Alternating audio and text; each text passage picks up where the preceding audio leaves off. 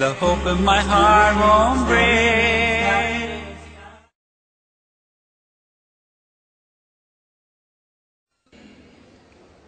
Alhamdulillah, wassalatu wassalam ala rasulillah wa ala alihi wa sahbihi ajmain, amma ba'd. A'udhu billahi minash shaitanir rajim, bismillahir rahmanir rahim. Wa'tasimu bihablillahi jami'an wa la tafarraqu. Rabbi shrah li sadri wa yassir li amri wahlul 'uqdatam min lisani yafqahu qawli. আমার শ্রদ্ধেয় গুরুজনেরা এবং প্রিয় আমার ভাই বোনেরা, আপনাদের সবাইকে স্বাগত জানাই ইসলামিক সম্ভাষণে। আসসালামু আলাইকুম ওয়া রাহমাতুল্লাহি ওয়া বারাকাতুহু। আল্লাহ সুবহানাহু ওয়া তাআলার দয়া, শান্তি এবং রহমত আপনাদের সবার উপরে বর্ষিত হোক। আজকের এই সুন্দর আলোচনার টপিক হচ্ছে মুসলিম উম্মার মধ্যে একতা। টপিক হলো মুসলিম উম্মার মধ্যে একতা।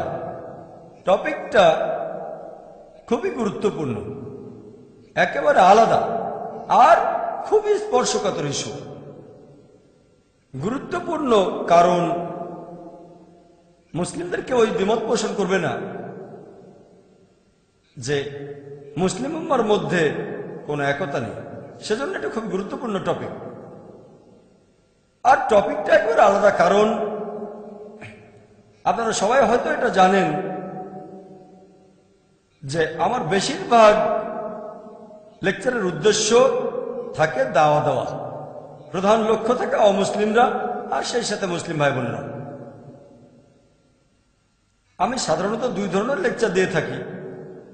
একটা টাইপ, সেটা হলো কম্পারেটিভ রিলিজিয়ান, যেমন ধরেন হিন্দুইজম ও ইসলাম ধর্মের মধ্যে সাদৃশ্য, ইসলাম ও খ্রিস্টান ধর্মের মধ্যে সাদৃশ্য, হিন্দু ধর্মগ্রন্থে মোহাম্মদ সাল্লাল্লাহু আলাইহি সাল্লাম, পৃথিবীর বিভিন্ন ধর্মগ্রন্থে মোহাম্মদ সাল্লাল্লাহু আলাইহি সাল্লাম। যিশু কি ঈশ্বর? যিশু খ্রিস্ট কি আসলে ক্রুশবিদ্ধ হয়েছিলেন? এরকম আরো অনেক। যদিও এই লেকচারগুলোর প্রধান লক্ষ্য হচ্ছে অমুসলিম ভাই বোনেরা, তাদেরকে ইসলাম ধর্ম সম্পর্কে জানাচ্ছি তাদের ধর্মের মাধ্যমে। এতে করে উপকার হয় মুসলিম ভাই বোনদেরও, তারা তাদের অমুসলিম বন্ধুদের দাওয়া দিতে পারে। তাহলে দুজনের জন্যই এই কম্পারেটিভ রিলিজিয়নের ব্যাপারটা, দুজনের জন্যই। অমুসলিমরা ইসলাম সম্পর্কে জানতে পারছে আর মুসলিমরা শিখতে পারছে কিভাবে অমুসলিমদের দাওয়া দিতে হবে। আমি অন্য যে টাইপের লেকচার দেই সেগুলো এমন কিছু ইস্যুর উপর যেগুলো দিয়ে মিডিয়া ইসলামের উপর আক্রমণ করে। যেমন ধরেন ইসলামে নারীর অধিকার, অথবা মানুষ ভাবে আজকের বিজ্ঞান ও প্রযুক্তির যুগে ইসলাম সেকেলে হয়ে গেছে, তাই কোরআন আধুনিক বিজ্ঞান। এই দ্বিতীয় টাইপের লেকচারগুলো, এগুলো দুজনের জন্য। মুসলিমরা জানতে পারে ইসলাম নারীদের কি অধিকার দিয়েছে, তারপর ইসলাম কতখানি বিজ্ঞানসম্মত, পাশাপাশি অমুসলিমরাও জানতে পারছে এই সত্যের ধর্ম, এই দিনুল হক কি বলছে। তবে এরকম লেকচার এ পর্যন্ত খুব কমই দিয়েছি যে লেকচারটা শুধুমাত্র মুসলিমদের জন্য। যেমন ধরেন আল কোরআন কি অর্থ বুঝে পড়া উচিত, কারণ কিছু মুসলিম বলে কোরআন না বুঝে পড়লেও চলবে, সেজন্য লেকচারটা দিয়েছি। অথবা দাওয়া অর ডিস্ট্রাকশন, এই লেকচারগুলো শুধুমাত্র মুসলিমদের জন্য, যদিও মুসলিমদের উপকার হবে, তবে এগুলোর প্রধান লক্ষ্য হচ্ছে মুসলিমরা। সেজন্য আজকের টপিকটা একেবারে আলাদা, কারণ আজকের লেকচারটা মূলত মুসলিম ভাই বোনদের জন্য। অমুসলিমদের উপকার হবে, তবে এর প্রধান লক্ষ্য মুসলিমরা, মুসলিম উম্মার মধ্যে একতা। আর আজকের ইস্যুটা বেশ স্পর্শকাতর। মুসলিমদের উদ্দেশ্যে অন্য লেকচারগুলো এতটা স্পর্শকাতর না। সামান্য কয়েকজন মুসলিম বিশ্বাস করে যে কোরআন অর্থ বুঝে না পড়লেও চলবে, বেশিরভাগই মনে করে কোরআন অর্থ বুঝে পড়তে হবে। সামান্য কিছু মুসলিম বলে দাওয়া দেওয়ার কোনো প্রয়োজন নেই, বেশিরভাগ বলে দাওয়া দেওয়া উচিত। তবে এই টপিক মুসলিম উম্মার একতা বেশ স্পর্শকাতর। এই টপিকটার সাথে আমরা সব মুসলিমই জড়িত আছি, আমরা সব মুসলিমরা জড়িত, সেজন্য বলেছে এটা স্পর্শকাতর। তাই আপনাদের সবাইকে অনুরোধ করব, দয়া করে আপনারা আমার এই লেকচারটা একটু মন দিয়ে শুনবেন। ইনশাআল্লাহ আপনাদের উপকার হবে। আর পাশাপাশি ধর্মেরও সত্যিকার চিত্রটা তুলে ধরা হবে ইনশাআল্লাহ। সেজন্য দয়া করে আমার এই লেকচারটা মন দিয়ে শুনবেন। আমার আজকের এই লেকচার মুসলিম উম্মার একতা, আমি হয়তো সবগুলো দিক দিয়ে আলোচনা করতে পারবো না, সবগুলো সমাধান নিয়ে আমি প্রধান প্রধান বিষয়গুলো নিয়েই বলবো। 1 নম্বর কারণটা মুসলিম উম্মার মধ্যে একতা না থাকার, সেটা হচ্ছে আমাদের মধ্যে এখন অনেক সম্প্রদায়, আর এছাড়াও এখনকার মুসলিম উম্মার মধ্যে অনেকগুলো মতবাদ প্রচলিত আছে। এটাকে বলতে পারেন মাজার, অথবা বলতে পারেন মাসলাক, অথবা বলতে পারেন মুসাল্লা। তাহলে প্রধান কারণ 1 নম্বর, সবচেয়ে প্রধান কারণটা হচ্ছে মুসলিম উম্মার মধ্যে এখন অনেকগুলো সম্প্রদায় এবং অনেকগুলো মতবাদ প্রচলিত আছে। সেটাকে মাজার অথবা মাসলাক অথবা মুসাল্লা বলা হয়।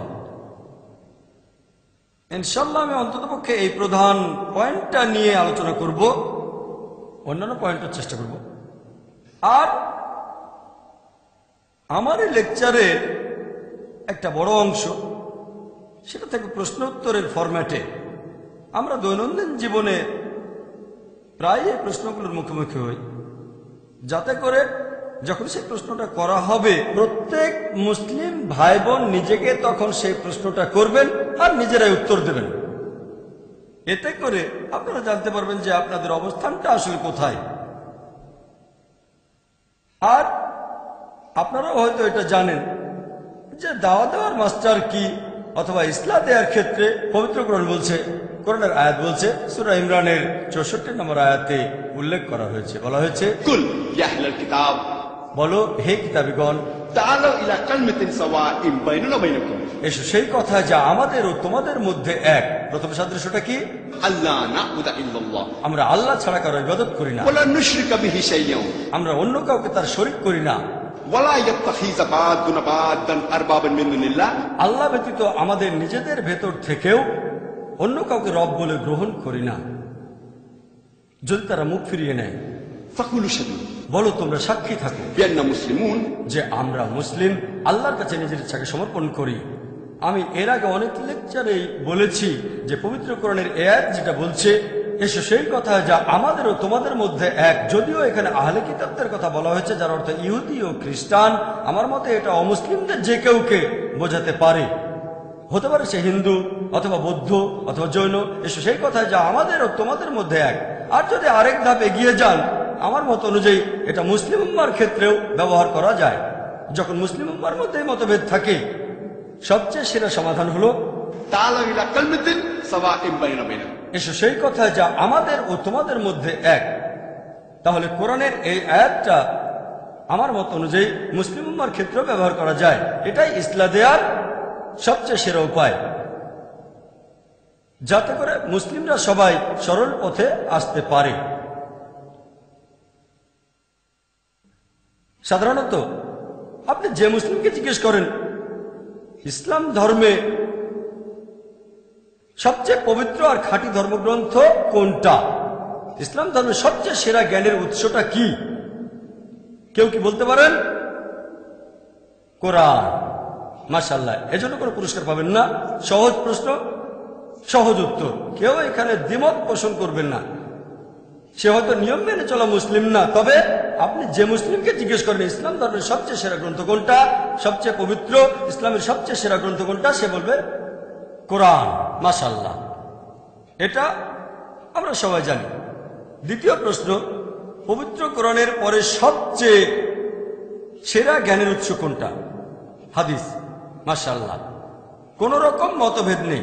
নবীজি সাল্লাল্লাহু আলাইহি সাল্লামের হাদিস, কেউ বলে সুন্নাহ, কেউ বলে হাদিস, কোনো মতভেদ নেই, সবাই মেনে নেবে। সেই লোকটা যে মাযহাবেরই হোক না কেন মানবে ইসলামের প্রথম উৎসটা হলো কোরআন, তারপর একটা হচ্ছে হাদিস। এখন আপনারা অনেকে হয়তো জানেন যে হাদিসের কিছু প্রকারভেদ আছে। কিছু হলো সহিহ হাদিস, এগুলো শক্ত হাদিস, খাঁটি, আর কিছু হলো জয়ীফ হাদিস, এগুলো হলো দুর্বল হাদিস। কিছু হাদিস আবার মওদু, উদ্ভাবিত, বানানো হাদিস। মুসলিমরা কোন হাদিসগুলো মেনে চলবে? সহিহ হাদিস। মাশাআল্লাহ, 3টা প্রশ্ন, সবাই ব্যাপারে একমত, কারো কোনো মতভেদ নেই। আপনি যে ধরনের মুসলিমকে জিজ্ঞেস করেন, সে যে মতবাদেরই হোক না কেন, যে মাযহাবেরই হোক, সবাই এ ব্যাপারে একমত। 1 নম্বর উৎস হলো কোরআন, আল্লাহর কালাম, আল্লাহর বাণী। দ্বিতীয় গুরুত্বপূর্ণ উৎস নবীজি সাল্লাল্লাহু আলাইহি ওয়াসাল্লামের হাদিস, নবীজির বিভিন্ন কথার কাজ। 3 নম্বর, এই হাদিসগুলোর মধ্যে আমরা যেগুলো মানব সেটা হলো সহিহ হাদিস, কোনো মতভেদ নেই। এসো সেই কথাই তা আমাদের উত্তমতার মধ্যে এক। এই উত্তরের উপর ভিত্তি করে আমরা সবাই সামনে এগিয়ে যাব। তবে যখন কোনো মুসলিমকে জিজ্ঞেস করি যে আপনার ধর্ম কি, অথবা আপনি কোন মতবাদ মেনে চলেন, অথবা আপনার মাযহাব কি,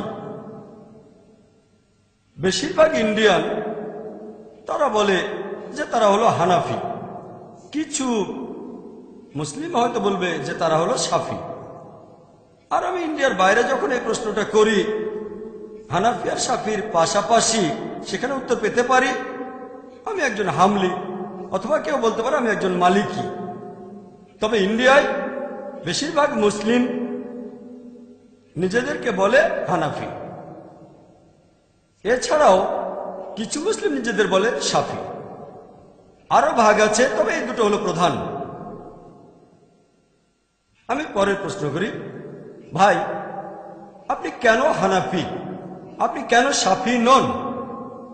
এখানে কমন উত্তর যেটা পাই, কারণ আমার বাবা মা ছিলেন হানাফি, আমার বাবা হানাফি, আমার মা হানাফি, সেজন্য আমিও হানাফি। আমি তখন সে লোককে প্রশ্ন করি, আপনার বাবা শাফি হলে কি হতো? সে তখন বলবে, ভাই জাকির, আমার বাবা যদি শাফি হতেন আমিও শাফি হতাম। খুব সহজ উত্তর, খুব ভালো কথা। আরেকটা সহজ প্রশ্ন, আপনার বাবা মা অমুসলিম যদি হতো তাহলে কি হতো? আপনি তাহলে কি হতেন? তখন সে অনেকক্ষণ চুপ থাকবে। আপনি আমাকে যুক্তিটা দিলেন, যেহেতু আপনার বাবা মা হানাফি সেজন্য আপনি হানাফি। বাবা মা শাফি হলে আপনিও শাফি হতেন, লজিক্যাল কথা। বাবা মা অমুসলিম হলে তখন কি হতো? সে অনেকক্ষণ চুপ থাকবে। ভাই আপনি চুপ করে আছেন কেন? তখন সে নরম গলায় বলবে, তাহলে আমিও হয়তো অমুসলিমই হতাম। নরম ভাবে বলবে, আমি হয়তো অমুসলিমই হয়ে যেতাম। এখন আপনার বয়স হয়তো 30-40 বছর হবে। এখন আপনি আমাকে উত্তর দিচ্ছেন যে আপনি একজন অমুসলিম, হতে পারেন হিন্দু বা খ্রিস্টান অথবা ইহুদি অথবা জৈন। আপনি আমাকে উত্তর দিলেন যে আপনি একজন অমুসলিম, কারণ আপনার বাবা একজন অমুসলিম, আপনার মাও একজন অমুসলিম।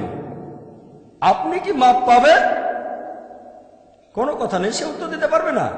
যদি বলেন মাপ পাবেন, তাহলে যত অমুসলিম আছে তারা সবাই মাপ পাবে, কারণ বেশিরভাগের বাবা মাই ছিল অমুসলিম। সে কোনো কথা বলবে না। তারপর সে আমাকে উত্তর দেবে একটু চিন্তা করে, যদি আল্লাহ আমাকে হেদায়েত করেন তাহলে আমি মুসলিম হয়ে যাব। আমি বললাম ভালো, আল্লাহ হেদায়েত করলে আপনি মুসলিম হয়ে যাবেন। তবে আল্লাহ পবিত্র কোরআনে বলছেন, সূরা আনকাবুতের 69 নম্বর আয়াতে উল্লেখ করা হয়েছে যে যদি তুমি সংগ্রাম করো আল্লাহ সুবহানাহু ওয়া তাআলার পথে, জিহাদ ফি সাবিলিল্লাহ, আল্লাহ সুবহানাহু ওয়া তাআলা তোমার সামনে রাস্তা খুলে দেবেন। এখানে শর্ত হলো আপনি সংগ্রাম করবেন। যদি সংগ্রাম করেন আল্লাহ আপনাকে হেদায়েত করবেন। আল্লাহ এই প্রতিশ্রুতি দিয়েছেন, যদি আপনি আল্লাহ সুবহানাহু ওয়া তাআলার পথে সংগ্রাম করেন আল্লাহ তাহলে আপনার রাস্তা খুলে দেবেন।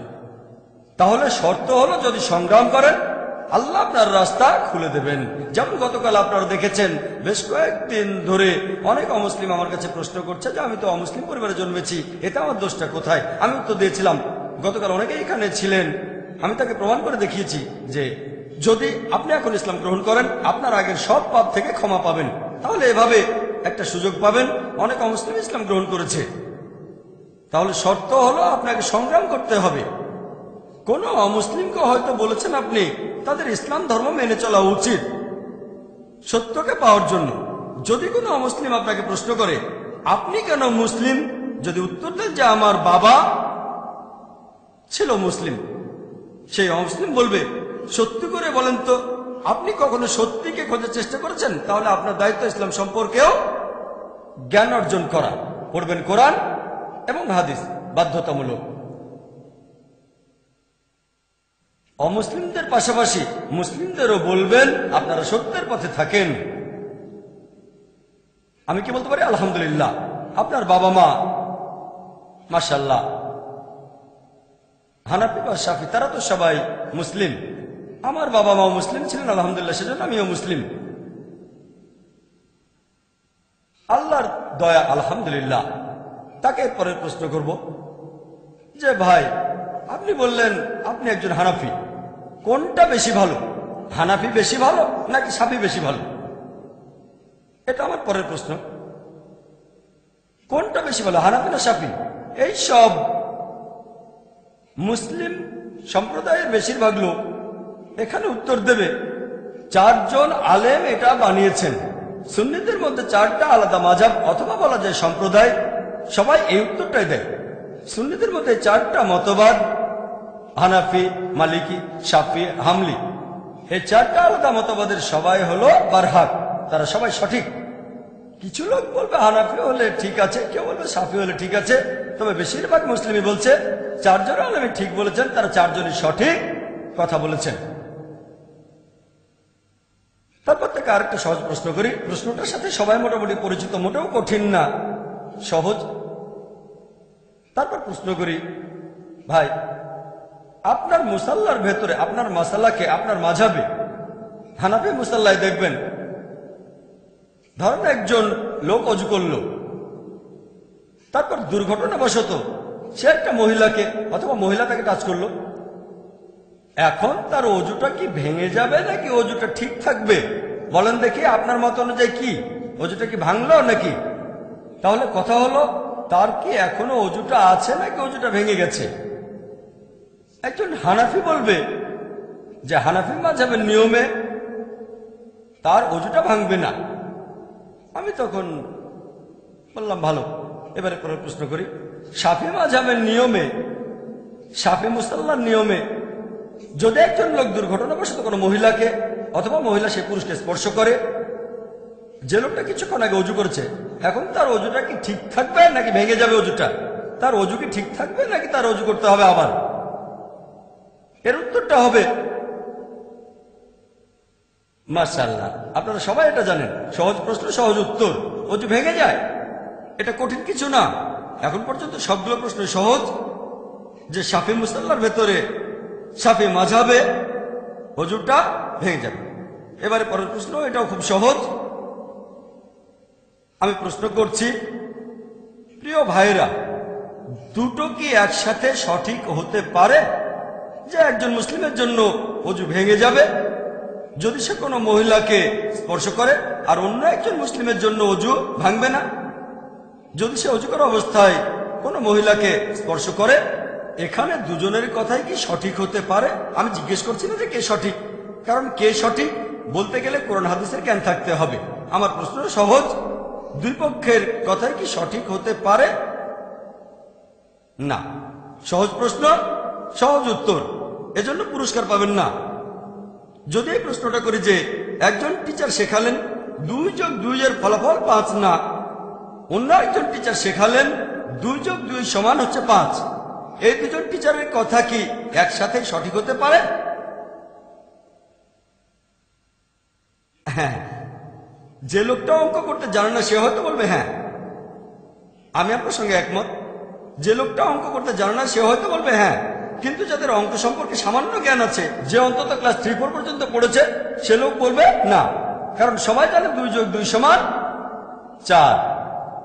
তাহলে প্রথম টিচার বলছেন 2+2 সমান 5 নয়, আর টিচার বললেন 2+2 সমান 5। দুজনের কথা কি একসাথে সঠিক হতে পারে?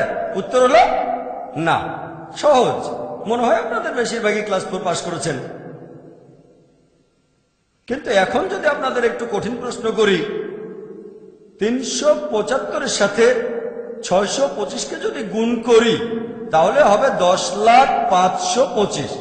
এক টিচার এটা বললেন, আরেক টিচার বললেন 375-কে যদি 625 দিয়ে গুণ করা হয় তার ফলাফল 10,05,25 হবে না।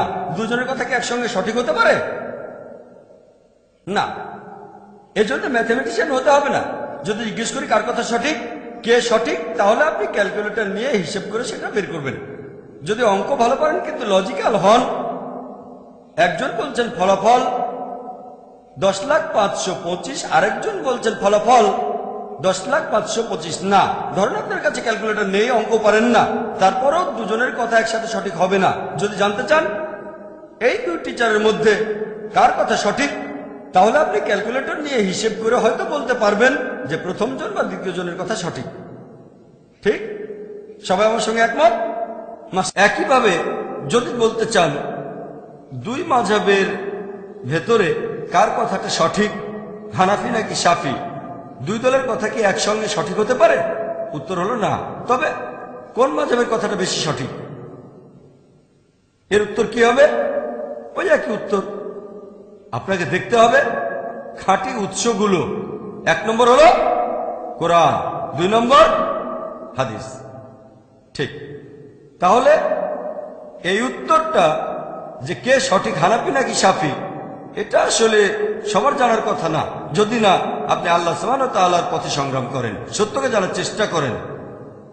আল্লাহ সুবহানাহু ওয়া তাআলা পবিত্র কোরআনে বলেছেন, সূরা মাইদার 6 নম্বর আয়াতে উল্লেখ করা হয়েছে, ইয়া আইয়ুহাল্লাযীনা আমানু, হে মুমিনগণ, যখন তোমরা নামাজের জন্য প্রস্তুত হবে, মুখমণ্ডল ধোবে এবং তোমাদের হাত তোমরা কোণে পর্যন্ত ধোবে, পানি দিয়ে মাথা মাসাহ করবে, তারপর তোমাদের পা গোড়ালি পর্যন্ত ধোবে।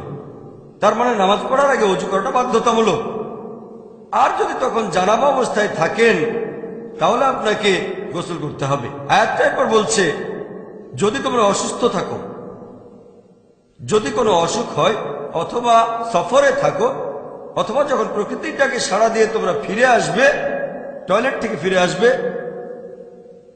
অথবা কোনো মহিলার সাথে সঙ্গত হও, কোনো মহিলাকে স্পর্শ করো, এবং যদি তোমরা কোথাও পানি না পাও, পরিষ্কার বালি নেবে অথবা মাটি, সেটা দিয়ে মুখ হাত মাসে করো। তায়াম্মুমের কথা বলা হচ্ছে, কোনো পানি না থাকলে তায়াম্মুম করো। কোরআনের এই আয়াতটার উপর ভিত্তি করে যেটা বলছে, কোনো মহিলা যদি স্পর্শ করে বা মহিলাকে স্পর্শ করলে, এখানে আরবি শব্দ হলো লামাস, এর মূল আরবি শব্দ মাসা। এটার উপর ভিত্তি করে যে কোনো মহিলাকে টাচ করলে, অথবা আপনি কোনো মহিলাকে টাচ করলেন, আপনাকে আবার ওযু করতে হবে, আর পানি না থাকলে তায়াম্মুম করতে হবে। অথবা আপনাকে গোসল করতে হবে। গোসল, ওযু অথবা তায়াম্মুম, 3টা অপশন। কোথাও পানি না থাকলে তায়াম্মুম করবেন। এখন এই আরবি শব্দ মাসা, এই শব্দটা দুটো অর্থ, ডিকশনারি খুললে আপনারাও দেখতে পাবেন মাসা শব্দের অর্থটা কি। এর অর্থ দুটো, একটা শারীরিক স্পর্শ, আরেকটা সহবাস করা। তাহলে এই দুইজন মহান আলেম, তারা খুব জ্ঞানী ছিলেন। ইমাম আবু হানিফা রাহমাতুল্লাহ আলাইহি, আল্লাহ তাকে শান্তিতে রাখুন, তিনি আয়াতটার অর্থ করেন, যদি কোনো মহিলার সাথে সহবাস করেন তাহলে আপনার ওযু অথবা গোসল করাটা বাধ্যতামূলক হয়ে যায়। এখানে মাসা শব্দটার অর্থ হচ্ছে সহবাস করা। সেজন্য যদি কোনো মহিলাকে স্পর্শ করেন আপনার ওযু ভেঙে যাবে না। ইমাম শাফি, আল্লাহ তাকে শান্তিতে রাখুন, রাহমাতুল্লাহ আলাইহি, তিনি আয়াতটার অর্থ করেছেন শারীরিক স্পর্শ। মাসা শব্দটা দুটো অর্থ, যে কোনোটা সঠিক হতে পারে। তিনি এর অর্থ করেছেন শারীরিক স্পর্শ। তাহলে এখানে হানাফি মাযহাবের মত অনুযায়ী সহবাস করলে ওযু ভেঙে যায়, শারীরিকভাবে স্পর্শ করলে ওযু ভাঙে না। আর শাফি মাযহাবের মত অনুযায়ী কোনো মহিলাকে শারীরিকভাবে স্পর্শ করলেও ওযু ভেঙে যায়, আর তখন আপনাকে আবার ওযু করতে হবে। এখন মাসা শব্দটা দুটো অর্থ, দুজন আলাদা দুটো অর্থ ধরেছেন। ইসলাম ধর্মের সবচেয়ে গুরুত্বপূর্ণ হচ্ছে পবিত্র কোরআন। যদি কোরআন থেকে সমাধান না পান তাহলে পরের উৎসে যাবেন, আর সেটা হচ্ছে হাদিস। তবে যদি আমরা কোরআনের অন্যান্য আয়াতগুলো দেখি, পবিত্র কোরআনের সূরা ইমরানের 47 নম্বর আয়াতে যেটা বলা হয়েছে, এই আয়াতেও এই মাসা শব্দটা ব্যবহার করা হয়েছে। এখানে মরিয়ম আলাইহিস সালামের কাহিনী বর্ণনা করা হয়েছে, যে প্রধান ফেরেশতা জিবরাইল আলাইহিস সালাম তার কাছে এসে জানালো, তোমার একটা পুত্র সন্তান হবে। মরিয়ম তখন উত্তর দিলেন, আল্লাহ তাকে শান্তিতে রাখুন। এটা পবিত্র কোরআনের সূরা ইমরানের 47 নম্বর আয়াতে উল্লেখ করা হয়েছে যে এটা কিভাবে সম্ভব, আমার সন্তান কিভাবে হবে যখন কোনো পুরুষ আমাকে স্পর্শ করেনি। সেই শব্দ, সেই একই শব্দ মাসা এখানেও আছে। এখন আমাদের সবাই বুঝতে পারবে যখন হযরত মরিয়ম আলাইহিস সালাম যখন তিনি বললেন যে আমার সন্তান কিভাবে হবে যখন কোনো পুরুষ আমাকে স্পর্শ করেনি, এর অর্থ সহবাস করা। শারীরিক স্পর্শ বোঝানো হচ্ছে না, কারণ শারীরিকভাবে কোনো মহিলাকে স্পর্শ করলে সন্তান হওয়ার কোনো সম্ভাবনা নেই, কিন্তু যদি কেউ সহবাস করে তাহলে সন্তান হওয়ার সম্ভাবনা থাকবে। সেজন্য তিনি বললেন যে আমার সন্তান হবে কিভাবে যখন কোনো পুরুষ আমাকে স্পর্শ করেনি। তখন উত্তর আসলো, আল্লাহ যখন কিছু স্থির করেন, আল্লাহ বলেন কুন ফায়াকুন, হও, আর সেটা হয়ে যায়। এই হলো পুরো আয়াতটা। তবে এখানে মাসা শব্দটার অর্থ সহবাস করা। এছাড়াও আমরা যদি নবীজি মুহাম্মদ সাল্লাল্লাহু আলাইহি ওয়াসাল্লামের হাদিস পড়ি, যদি কোনো সন্দেহ থাকে, কোরআনের কোনো আয়াতের অর্থ বুঝতে না পারেন, তাহলে এরপরের উৎস হাদিস দেখবেন, আর খেয়াল রাখবেন সে হাদিসটা যেন সহিহ হাদিস হয়। এমন একটা হাদিস, সহিহ হাদিস আছে আবু দাউদে 1 নম্বর খণ্ড, বুক অব সালাহ 70 নম্বর অধ্যায়ের 179 নম্বর হাদিস। হযরত আয়েশা রাদিয়াল্লাহু আনহা তিনি বললেন, একবার নবীজি তার একজন স্ত্রীকে চুমু দিয়ে নামাজ পড়তে চলে গেলেন, তিনি আবার ওযু করেননি। তখন উরওয়া রাদিয়াল্লাহু আনহু বললেন, সেই স্ত্রী তো আপনি ছাড়া আর কেউ নন। হযরত আয়েশাকে তিনি বললেন। হযরত আয়েশা তখন হেসে উঠলেন, তার মানে সেই স্ত্রী তিনি ছিলেন। তাহলে আবু দাউদের সহিহ হাদিস বলছে 1 নম্বর খণ্ড, বুক অব সালাহ 70 নম্বর অধ্যায়ের 179 নম্বর হাদিস। এটাকে সহিহ হাদিস বলে মত দিয়েছেন বিভিন্ন মুহাদ্দিসগণ, তাদের মধ্যে আলবানীও আছেন। এখানে বলা হয়েছে আমাদের নবী মুহাম্মদ সাল্লাল্লাহু আলাইহি ওয়াসাল্লাম ওযু করা অবস্থায় ছিলেন, তখন হযরত আয়েশাকে চুমু দিয়ে নামাজ পড়তে গেলেন, কিন্তু আবার ওযু করলেন না। এটাই প্রমাণ করে শারীরিক স্পর্শ করলে ওযু ভেঙে যাবে না। এরকম আরো সহিহ হাদিস আছে। একটা হাদিস আছে সহিহ বুখারীতে, এটা সহিহ বুখারীর একটা হাদিস, 1 নম্বর খণ্ড। বলা হয়েছে যে নবী মুহাম্মদ সাল্লাল্লাহু আলাইহি ওয়াসাল্লাম হযরত আয়েশা রাদিয়াল্লাহু আনহা বর্ণনা দিয়েছেন যে আমি ছিলাম মুহাম্মদ সাল্লাল্লাহু আলাইহি সাল্লাম এবং কিবলার মাঝামাঝি। নবীজি তখন নামাজ পড়ছিলেন, তারপর সেজদা দেওয়ার সময় তিনি আমার পায়ে ধাক্কা দিলেন, আমি এক পাশে সরে গেলাম। তার মানে নামাজ পড়ার সময় নবীজি তার স্ত্রী হযরত আয়েশাকে স্পর্শ করেছিলেন, তারপরও নামাজ পড়ে গিয়েছেন। তার মানে স্পর্শ করলে ওযু ভেঙে যায় না। এছাড়াও আরো অনেক হাদিস আছে সহিহ হাদিস, যেগুলো প্রমাণ করে শারীরিক স্পর্শের কারণে ওযু ভেঙে যায় না। এই হাদিসটা আছে সহিহ বুখারীতে 1 নম্বর খণ্ডের 519 নম্বর হাদিস, সহিহ হাদিস। এখন আপনাদের প্রশ্ন করি, কার কথাটা সঠিক, ইমাম আবু হানিফার কথাটা নাকি ইমাম শাফির কথাটা? ইমাম আবু হানিফা, কারণ তার কথাগুলো পবিত্র কোরআন এবং সহিহ হাদিসের সাথে মিলে যাচ্ছে।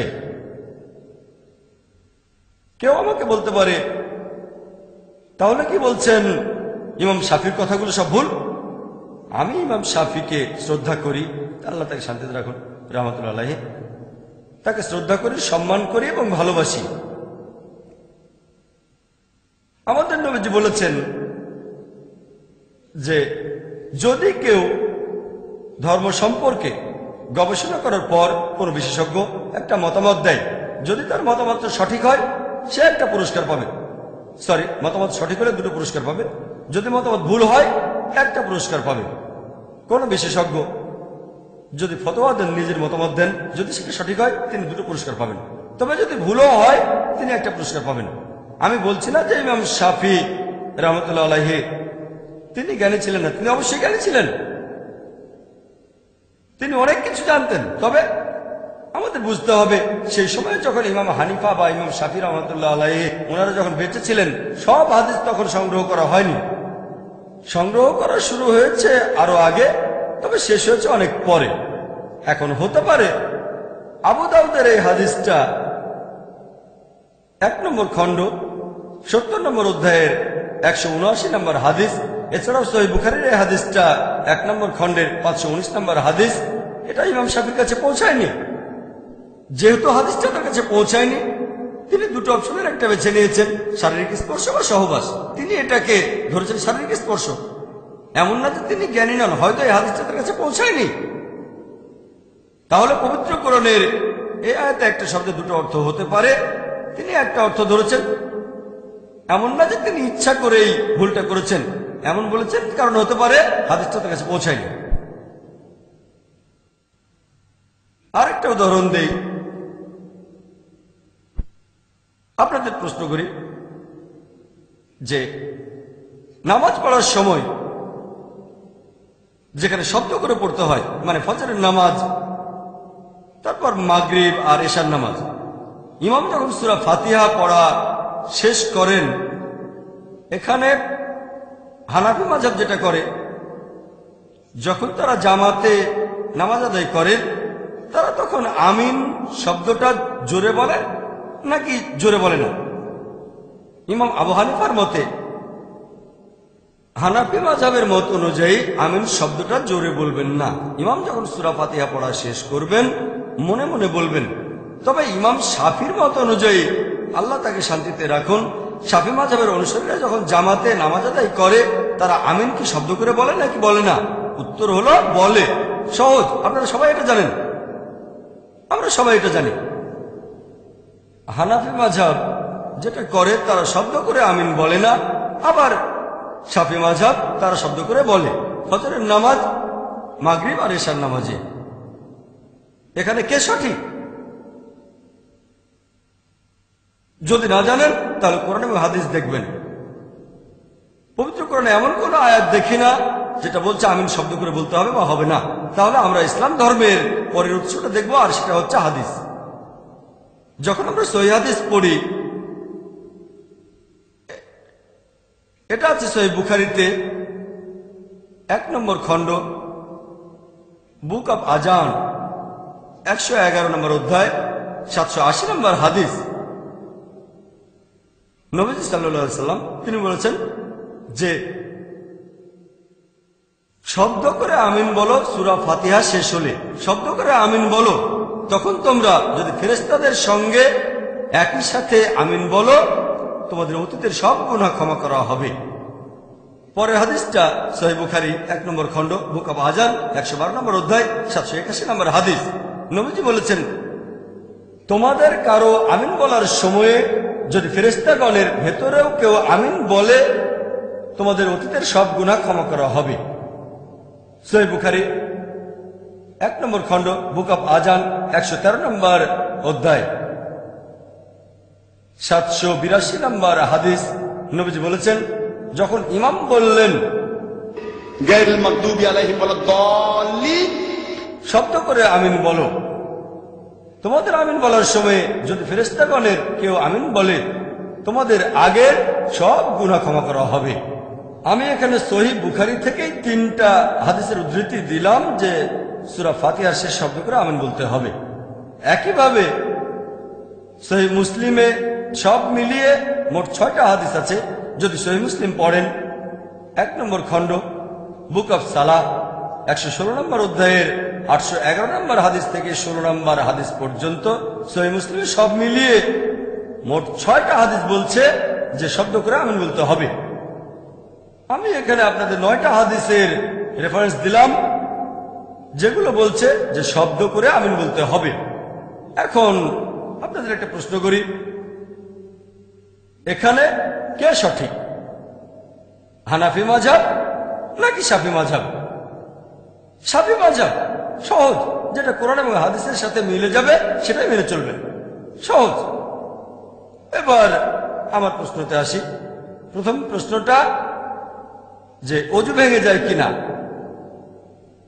যদি কোন পুরুষ দুর্ঘটনাবশত কোনো মহিলাকে স্পর্শ করে ফেলে অথবা মহিলা পুরুষকে, চিন্তা করেন একজন অমুসলিম যদি ইসলাম গ্রহণ করে আর আমাকে জিজ্ঞেস করে যে ভাই জাকির আমার অজু থাকা অবস্থায় যদি কোনো মহিলা আমাকে টাচ করে বা আমি তাকে টাচ করি, তাহলে কি আমাকে আবার অজু করতে হবে? আমার অজু কি ভেঙে যাবে?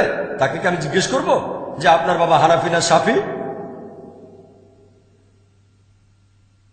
তার বাবা তো ছিল অমুসলিম। তাহলে উত্তর হবে কোরআন এবং সহিহ হাদিস অনুযায়ী। কোরআন আর সহিহ হাদিসে বিশ্লেষণ করলে জানতে পারবেন যে এতে করে অজু ভাঙবে না।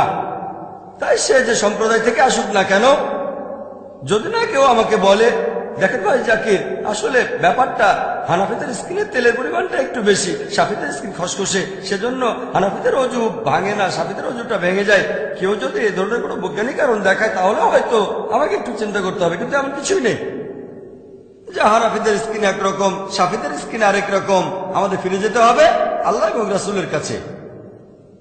তারপর কোরআন আর হাদিস বিশ্লেষণ করে দেখব, তাহলে উত্তরটা পাবো। আবারও কেউ প্রশ্ন করতে পারে দ্বিতীয় প্রশ্নটা সম্পর্কে, শব্দ করে আমিন বলা নিয়ে। ইমাম শাফি এখানে সঠিক, আর হানাফি মাযহাব শব্দ করে আমিন বলে না। তাহলে কি বলছেন আবু হানিফা ভুল বলেছেন? উনি কি জানতেন না? নাউজুবিল্লাহ। ইমাম হানিফা, আল্লাহ তাদের শান্তিতে রাখুন, রাহমাতুল্লাহ আলাইহি, তিনি বিখ্যাত একজন বিশেষজ্ঞ, তাকে ভালোবাসি, শ্রদ্ধা করি। তবে ব্যাপারটা এমন না যে তিনি ইচ্ছে করেই ভুল করেছেন। আমি জানি যে হাদিসগুলোর কথা বললাম, সহিহ বুখারী 1 নম্বর খণ্ড 780 থেকে 782 নম্বর হাদিস, এছাড়াও সহিহ মুসলিম 1 নম্বর খণ্ড 811 থেকে 816 নম্বর হাদিস হয়তো তার কাছে পৌঁছায়নি। আমি আপনাদের আগেও বলেছি, আমাদের নবীজি যখন বেঁচে ছিলেন কোরআন তখন সম্পূর্ণভাবে লিপিবদ্ধ ছিল। এ কাজের তদারকি নবীজি নিজেই করেছিলেন। তার তদারকিতেই এই পবিত্র কোরআন আলহামদুলিল্লাহ লিপিবদ্ধ হয়েছিল। আর পবিত্র কোরআন নিয়ে আমাদের কারোর মধ্যে কোনো মতভেদ নেই। তবে নবীজি তার কথাগুলো অর্থাৎ হাদিস লিপিবদ্ধ করতে উৎসাহিত করেননি, কোরআনের সাথে মিশে যেতে পারে। পরবর্তীতে যখন তিনি মারা গেলেন, লোকজন যখন তার উদ্ধৃতি দিয়ে বিভিন্ন কথা বলতে শুরু করলো, হয়তো সেটা তিনি বলেননি, তখন সবাই ভাবলো ঠিক আছে, এখন থেকে আমরা চেক করে দেখবো নবীজি এটা বলেছেন কিনা। তাই হাদিস লিপিবদ্ধ করা শুরু হয়েছে নবীজি মারা যাওয়ার পরে। আর এই 4 জন মহান ইমামের সময়ে ইমাম আবু হানিফা, ইমাম মালিক, ইমাম শাফি, ইমাম আহমেদ ইবনে হাম্বল, আল্লাহ সবাইকে শান্তিতে রাখুন, তখনও হাদিস লিপিবদ্ধ হচ্ছিল, তখনও সেটা শেষ হয়নি।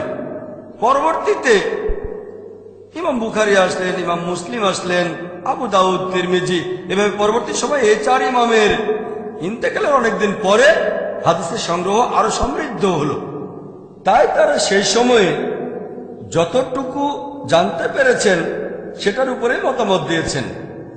এখন বলতে পারেন, ভাই জাকির, আপনি কি ইমাম আবু হানিফার চেয়ে বেশি জ্ঞানী? ভাই জাকির, নিজেকে ইমাম শাফির চেয়ে বেশি জ্ঞানী মনে করেন আপনি? আল্লাহ তাদের দুজনকে শান্তিতে রাখুন। আমি বলবো না, মোটেই না, ওনাদের তুলনায় আমরা কিছুই না।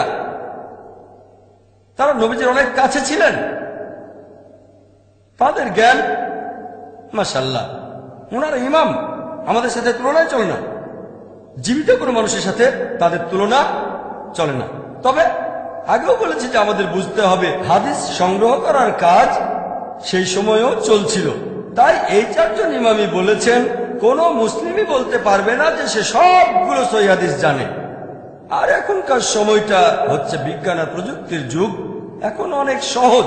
সেই সময়ে ইমামদের আমলে কোন হাদিস সংগ্রহ করতে গেলে হয়তো যেতে হতো কয়েকশো কিলোমিটার, কয়েক হাজার কিলোমিটার, সেগুলো লিখে রাখতে হতো।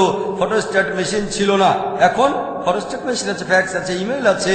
এখান থেকে পৃথিবীর আরেক প্রান্তে ফ্যাক্স করতে পারেন, ইমেল করে পাঠাতে পারেন, কয়েক সেকেন্ডের মধ্যে পৌঁছে যাবে। তখনকার দিনে বিজ্ঞান প্রযুক্তি এত উন্নত ছিল না। আর এখন সবগুলো সহিহ হাদিস একটা সিডিতে পেতে পারেন। পুরো বুখারী শরীফ একটা ডিস্কে, সহিহ বুখারী, সহিহ মুসলিম, আমাদের এই আইআরএফে 10 লক্ষ হাদিস একটা ডিস্কে ভাগ করা আছে, সহিহ, জয়ীফ, মওদু। যেহেতু বর্তমানে বিজ্ঞান আর প্রযুক্তি অনেক উন্নত, আমরা অনেক সহজে হাদিসগুলো জানতে পারি। সেই আমলে এটা মোটেও সহজ ছিল না। في خلق السماوات والأرض واختلاف الليل والنهار والفلك التي تجري في البحر بما ينفع الناس وما أنزل الله من السماء من ماء ماء فأحيا به الأرض بعد موتها وبث فيها من كل دابة وتصريف الرياح والسحاب المسخر بين السماء والأرض لآيات لقوم It's time to share and to declare the hope in my heart won't break.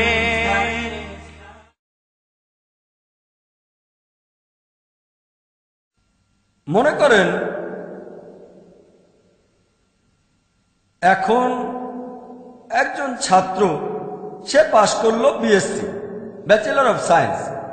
এখন বিজ্ঞানের বিভিন্ন বিষয়ে সে আইজ্যাক নিউটনের চেয়ে অনেক বেশি জানে। আইজ্যাক নিউটন হলেন পৃথিবীর সেরা বিজ্ঞানী, জানেন তো?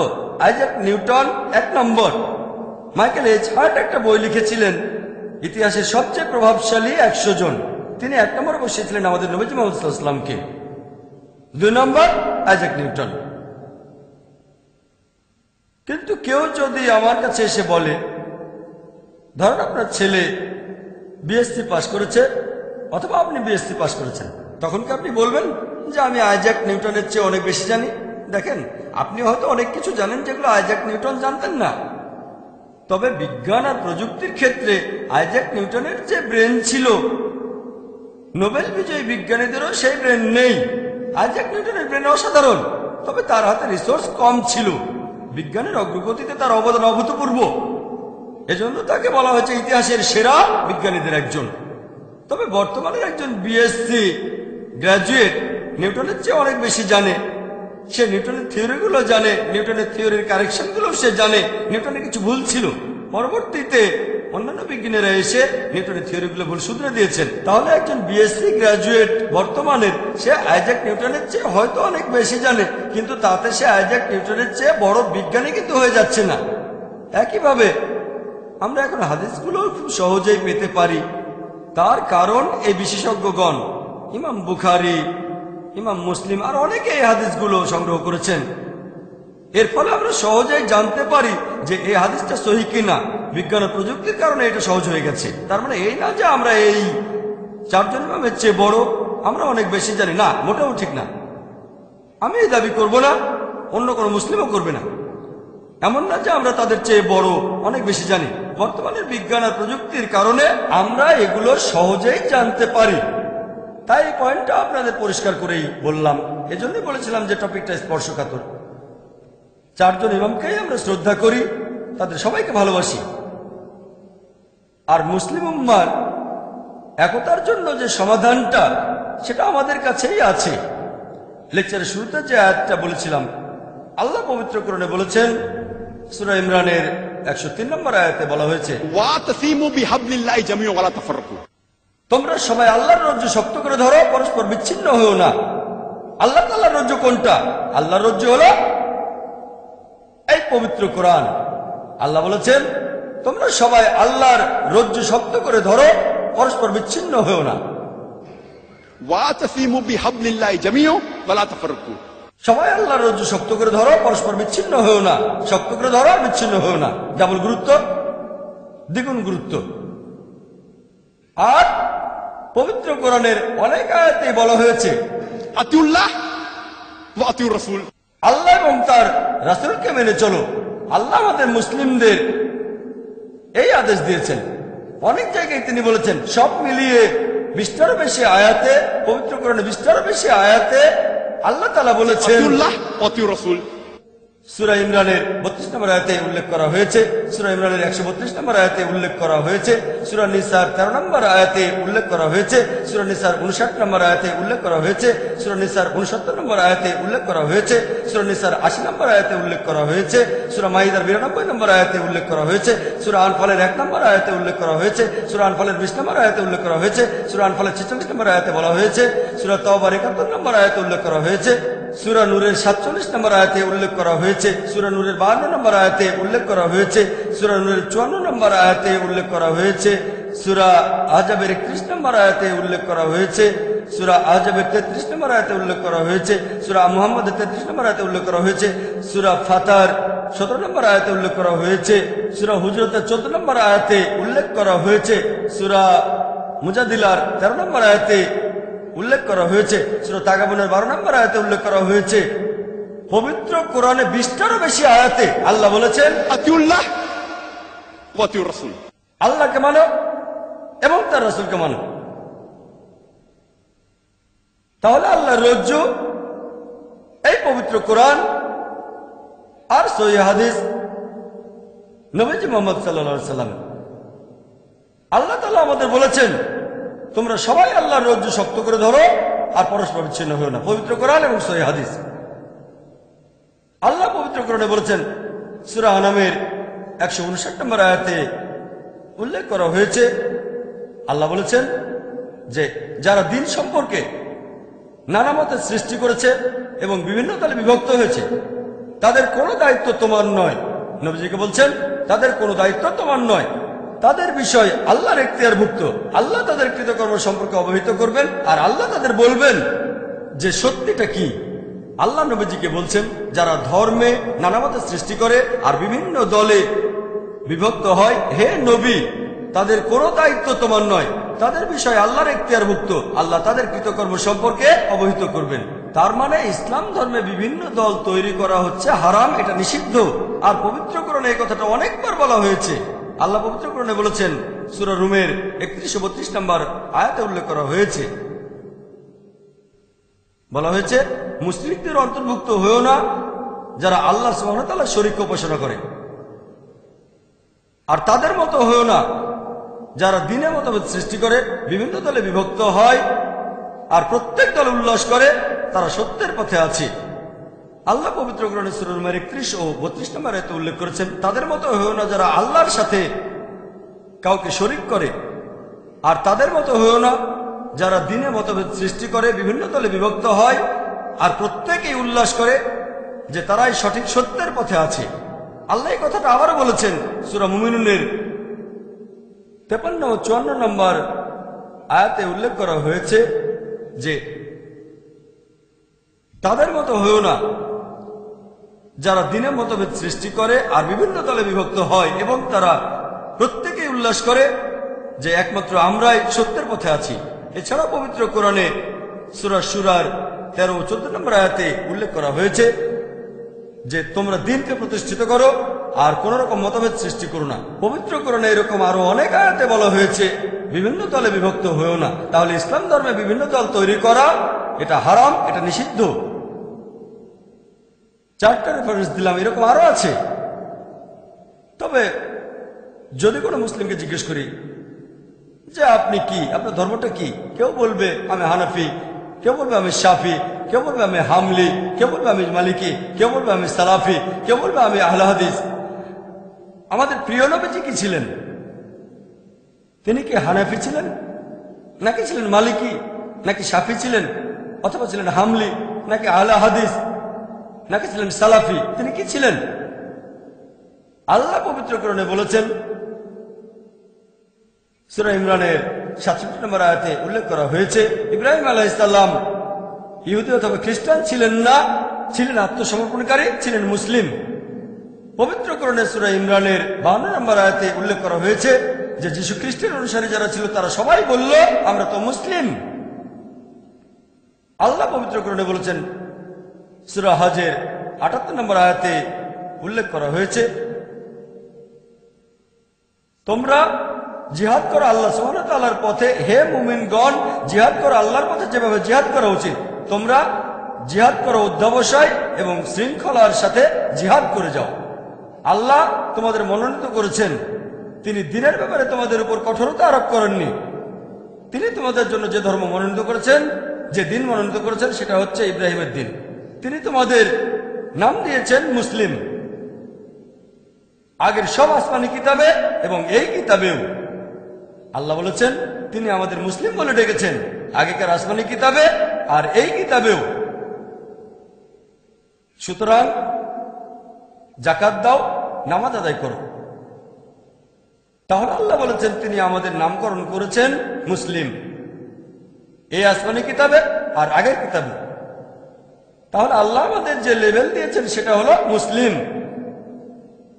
এছাড়াও আপনারা কোরআনের আরো অনেক আয়াতে দেখবেন আল্লাহ আমাদেরকে সম্বোধন করেছেন মুসলিম বলে। পবিত্র কোরআনের সূরা ফুসিলাতের 33 নম্বর আয়াতে উল্লেখ করা হয়েছে, ومن أحسن قولا ممن دعا إلى الله وعمل صالحا قال إنني من المسلمين। কথায় সেই ব্যক্তি অপেক্ষা কে উত্তম যে আল্লাহর পথে মানুষকে আহ্বান করে, সৎ কাজ করে এবং বলে আমি তো মুসলিম, আমি আল্লাহর কাছে আত্মসমর্পণকারী।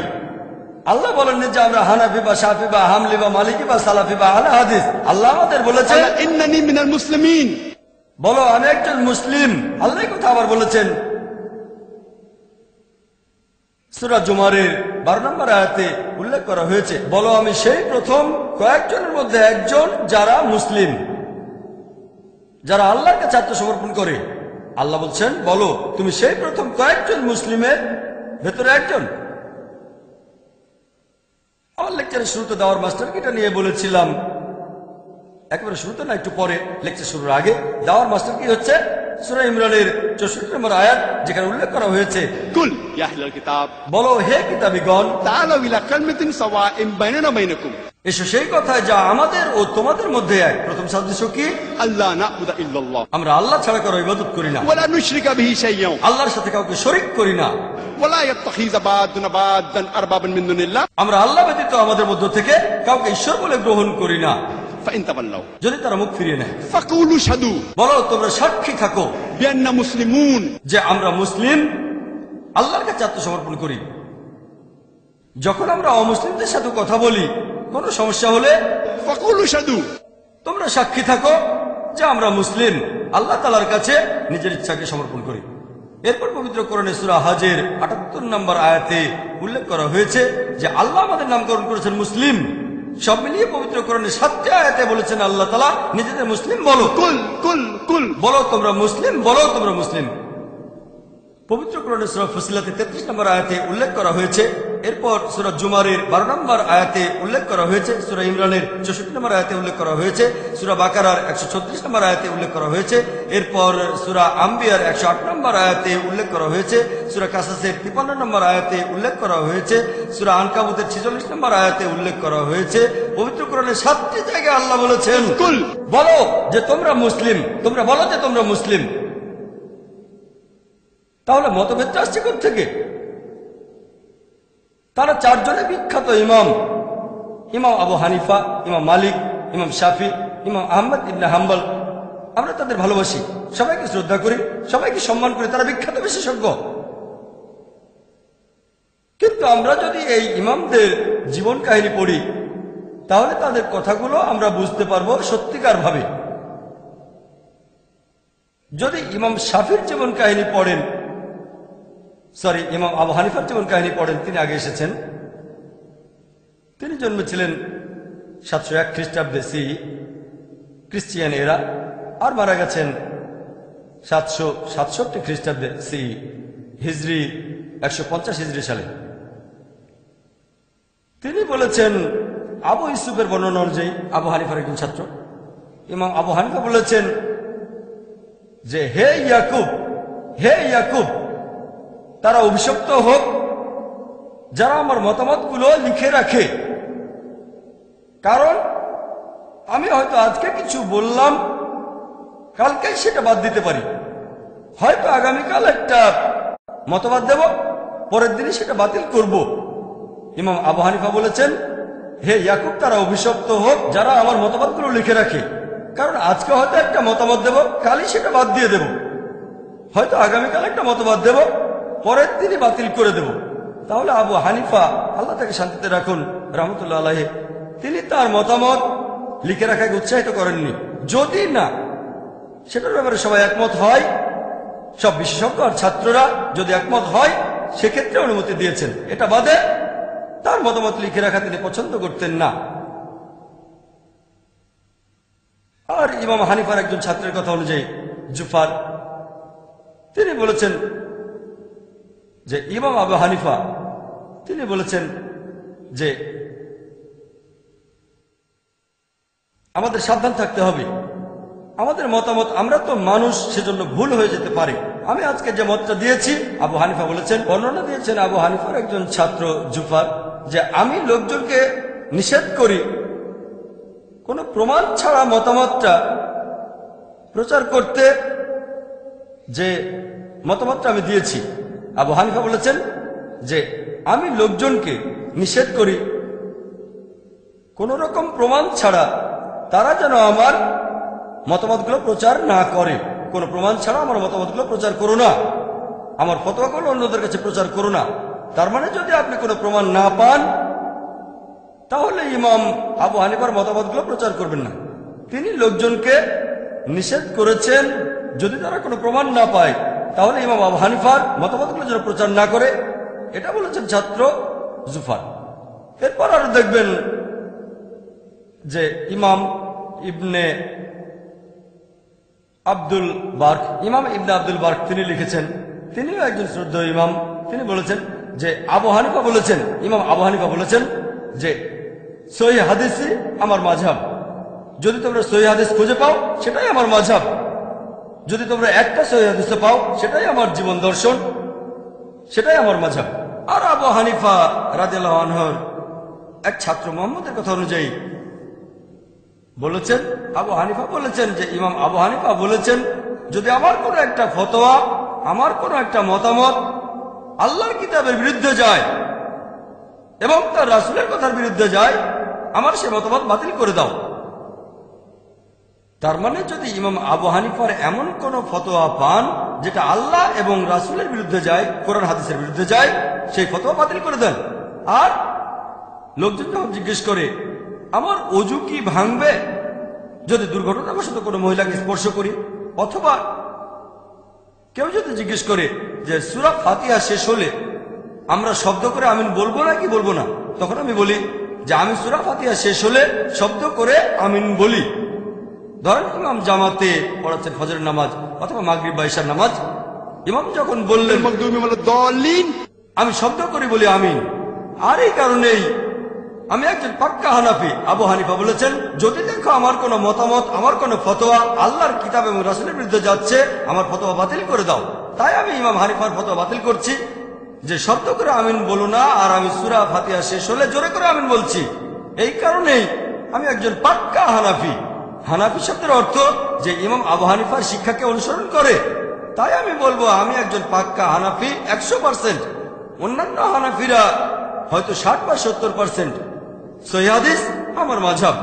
আর ইবনে ওয়াহাবের কথা অনুযায়ী তিনি বলেছেন একদিন কিছু লোক ইমাম মালিককে জিজ্ঞেস করলো যে ওযু করার সময় আমাদেরকে কি পায়ের আঙ্গুলের ভেতরেও খুব ভালো করে পরিষ্কার করতে হবে? ইমাম মালিক বললেন নবীজি এটা করতেন না, করার প্রয়োজন নেই। এরপর যখন সবাই চলে গেল ইবনে ওয়াহাব ইমাম মালিককে বললেন, একটা হাদিসের উদ্ধৃতি দিলেন, সেই হাদিসটার বর্ণনা দিলেন। এখানে সম্পর্কে বলা হয়েছে যে আমাদের নবীজি ওযুর সময় তার পায়ের আঙ্গুলের ভেতরেও পরিষ্কার করতেন। ইমাম মালিক বললেন ঠিক, এটা তো ভালো হাদিস, সহিহ হাদিস। পরবর্তীতে যদি কেউ ইমাম মালিককে প্রশ্ন করত যে ওযু করার সময় কি আমরা পায়ের আঙ্গুলের ভেতরে পরিষ্কার করব, তিনি বলতেন হ্যাঁ। মতামতটা বদলে ফেললেন। তাহলে সহিহ হাদিসে যা বলা হয়েছে তার মতামতটা সেই অনুযায়ী হবে। আর ইমাম মালিক আল্লাহ তাকে শান্তিতে রাখুন, তিনি বলেছেন যে আমি তো একজন মানুষ, আমার ভুল হতে পারে, মাঝে মধ্যে আমার কথা সঠিক, আমার মতামতটা ভুল হতে পারে আর মাঝে মধ্যে আমি সঠিক। তবে আমার কোনো মতামত যদি আল্লাহ এবং তার রাসূলের বিরুদ্ধে যায়, আমার মতামত বাতিল করে দাও। একই কথা যদি ইমাম মালিকের কোনো মতামত, ইমাম মালিক রাদিয়াল্লাহু আনহু নিজেই বলেছেন আল্লাহ তাকে শান্তিতে রাখুন, যদি দেখো আমার কোনো মতামত, আমার কোনো ফতোয়া আল্লাহ এবং রাসূলের বিরুদ্ধে যাচ্ছে, আমার ফতোয়া বাতিল করে দাও, সেটাকে বাতিল করে দাও। তাহলে মালিকিরা যখন নামাজ আদায় করে তারা হাত দুটো ঝুলিয়ে রাখে। কিন্তু যদি আমরা আবু দাউদের হাদিস পড়ি, 1 নম্বর খণ্ড 755 নম্বর হাদিস আর 757 নম্বর হাদিস বলছে যে তোমরা হাত বাঁধবে নাভির নিচে। তবে এটা জয়ীফ হাদিস, এই দুটো জয়ীফ হাদিস। এটা বলেছেন ইমাম আবু দাউদ। আবু দাউদ 1 নম্বর খণ্ড 756 নম্বর হাদিস বলছে তোমরা নাভির উপরে হাত বাঁধো। এটার ভিত্তি জয়ীফ হাদিসটা চেয়ে বেশ শক্ত। কিন্তু পরের হাদিসটা আবু দাউদ 1 নম্বর খণ্ড 758 নম্বর হাদিস বলা হয়েছে যে নামাজ আদায় করার সময় তোমরা হাত বাঁধবে তোমাদের বুকের উপর। বলা হয়েছে এটা আরো শক্ত হাদিস, যদিও এটা মুরসাল হাদিস। মুরসাল মানে এখানে কিছু অংশ বাদ দেওয়া হয়েছে, কিন্তু তাফসিরে বলা হয়েছে এটা অন্যান্য হাদিসের চেয়ে বেশ মজবুত হাদিস। আপনারা যদি ইবনে খুজাইমার হাদিস পড়েন, সেখানেও বলা হয়েছে নবীজি সাল্লাল্লাহু আলাইহি সাল্লাম বুকের কাছে হাত বাঁধতেন। এমনকি এটাও একটা মুরসাল হাদিস, কিন্তু অন্যান্য হাদিসের পাশাপাশি শেখ নাসিরউদ্দিন আলবানী তিনি বলেছেন এটা সহিহ হাদিস। তাহলে নামাজের সময় হাত কোথায় রাখবেন এ ব্যাপারে মজবুত হাদিস হচ্ছে বুকের কাছে হাত বাঁধেন। তাই আমি যখন নামাজ পড়ি আমি হাত রাখি আমার বুকের উপর।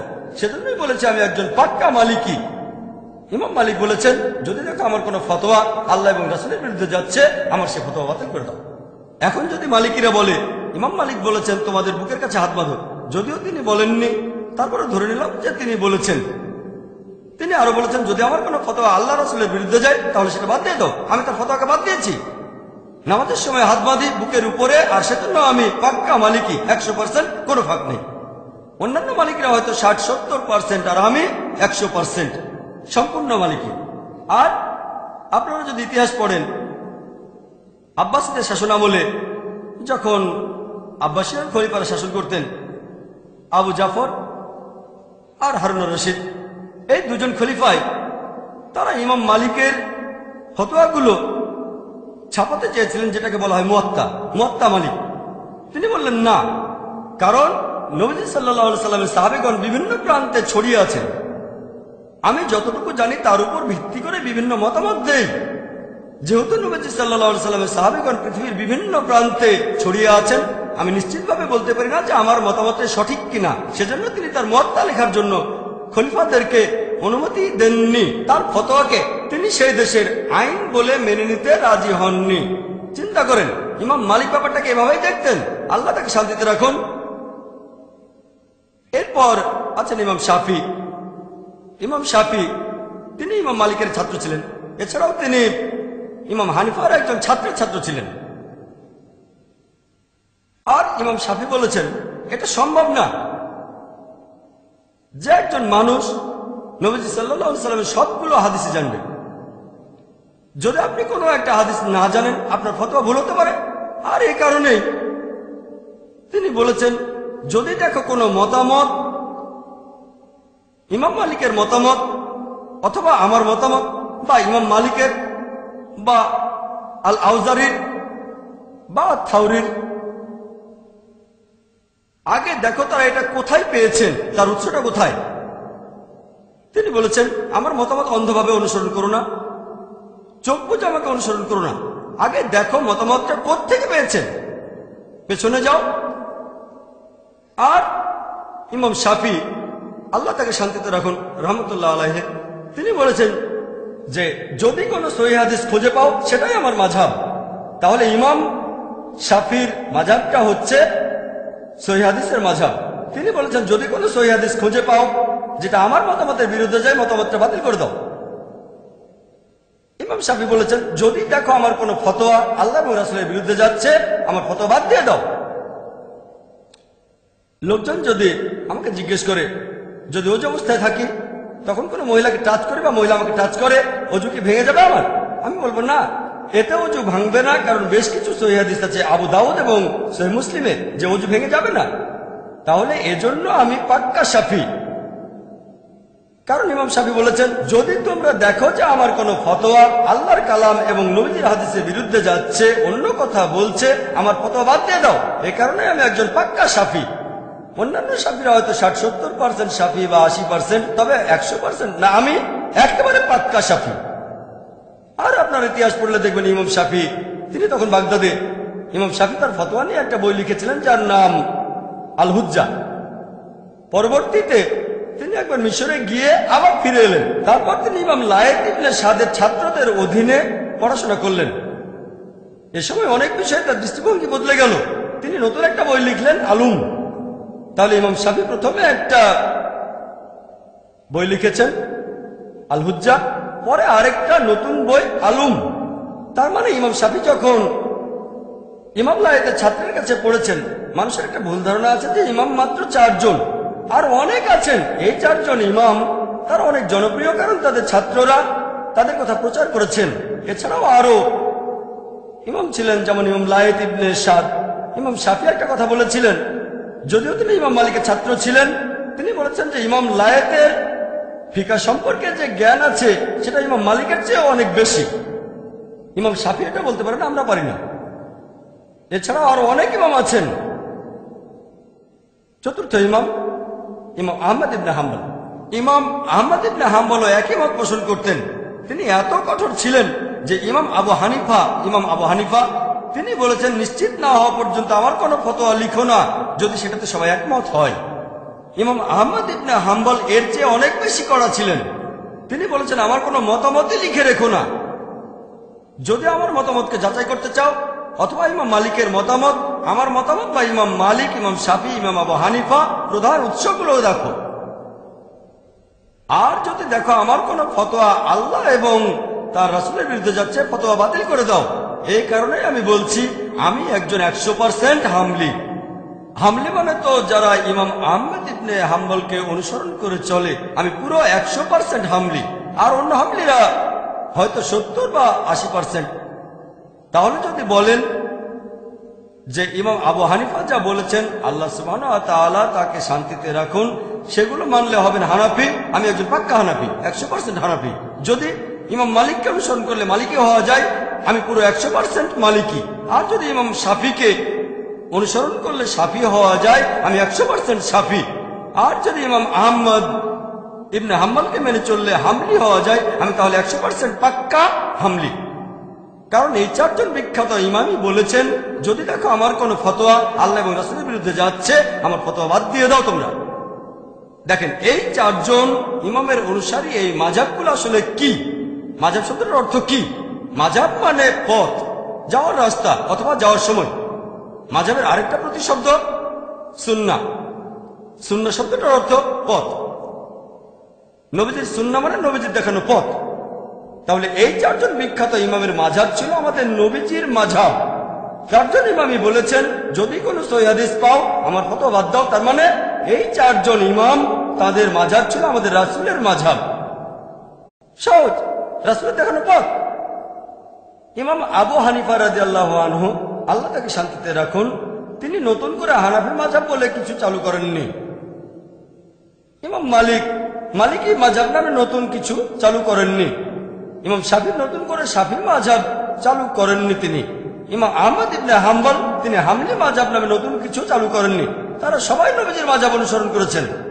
খ্রিস্টানদের মধ্যেও এরকম একটা ভুল ধারণা আছে, যীশু খ্রিস্ট খ্রিস্টান ধর্ম প্রচার করতে আসেননি, তিনি এসেছিলেন ইসলাম প্রচার করতে। একইভাবে এই চারজন ইমামের সবাই এসেছিলেন আমাদের জ্ঞান দিতে, আল্লাহ এবং রাসূলের বিভিন্ন নির্দেশের ব্যাখ্যা দিতে। তারা নবীজি সাল্লাল্লাহু আলাইহি ওয়াসাল্লামের মাযহাব ছাড়া অন্য কোনো মাযহাবে ছিলেন না। আল্লাহ পবিত্র কোরআনে বলেছেন, সূরা নিসার 59 নম্বর আয়াতে উল্লেখ করা হয়েছে, আতিউল্লাহ আতিউর রাসূল, আল্লাহকে মানো এবং তার রাসূলকে মানো। এবং যারা তোমাদের মধ্যে ক্ষমতার অধিকারী, যারা বিভিন্ন ক্ষমতার অধিকারী এবং জ্ঞানের অধিকারী, আপনারা মানবেন আল্লাহ এবং তার রাসূলকে। এরপরে আল্লাহ বলেছেন, তোমাদের মধ্যে যারা ক্ষমতার অধিকারী, যারা জ্ঞানের অধিকারী। তবে আয়াতটা এখানে শেষ হয়ে যায়নি। এখানে আরো বলা হয়েছে, যদি তাদের মতভেদ থাকে আল্লাহ এবং রাসূলের কাছে ফিরে যাও। তাহলে যাদের জ্ঞান আছে, ইমাম শাফি, ইমাম আহমদ ইবনে হাম্বল, ইমাম মালিক, ইমাম আবু হানিফা, আল্লাহ তাদের শান্তিতে রাখুন সবাইকে, তাদের মতভেদ থাকলে আল্লাহ এবং রাসূলের কাছে ফিরে যাবেন। চারজন ইমাম একই কথা বলেছেন, যদি আমার ফতোয়া আল্লাহ এবং রাসূলের বিরুদ্ধে যায়, আমার ফতোয়া বাদ দাও। আল্লাহ একই কথা বলেছেন, আল্লাহ এবং রাসূলকে মানো। এবং যারা ক্ষমতার অধিকারী, যারা জ্ঞানের অধিকারী, তাদের মতভেদ থাকলে আল্লাহ এবং রাসূলের কাছে ফিরে যাও। যদি আল্লাহ এবং শেষ বিচারের দিনে বিশ্বাস রাখো, কারণ এটাই হলো উত্তম এবং পরিণামে প্রকৃষ্টতর। কোন রকম মতভেদ থাকলে আমরা কি করব? আল্লাহ এবং রাসূলের কাছে ফিরে যাব। ব্যাপারটা খুব সহজ। তবে কিছু মুসলিম আছে যারা আমাকে প্রশ্ন করতে পারে, ভাই জাকির, ভালো, যেসব লোকের কোরআন এবং হাদিসের যথেষ্ট জ্ঞান আছে, তাদের জন্য এটা সহজ যে কোনটা ভুল আর কোনটা ঠিক, কোনটা সহিহ হাদিস আর কোনটা জয়ীফ হাদিস। এখন আমরা কিভাবে সাধারণ মুসলিম হিসেবে, কমন মুসলিমরা বুঝতে পারবো যে কোনটা ঠিক আর কোনটা ভুল? প্রশ্নটা খুবই সুন্দর। আমি তাদের বলি, তারা বলে এই জন্য আমরা তাকলিদ করি।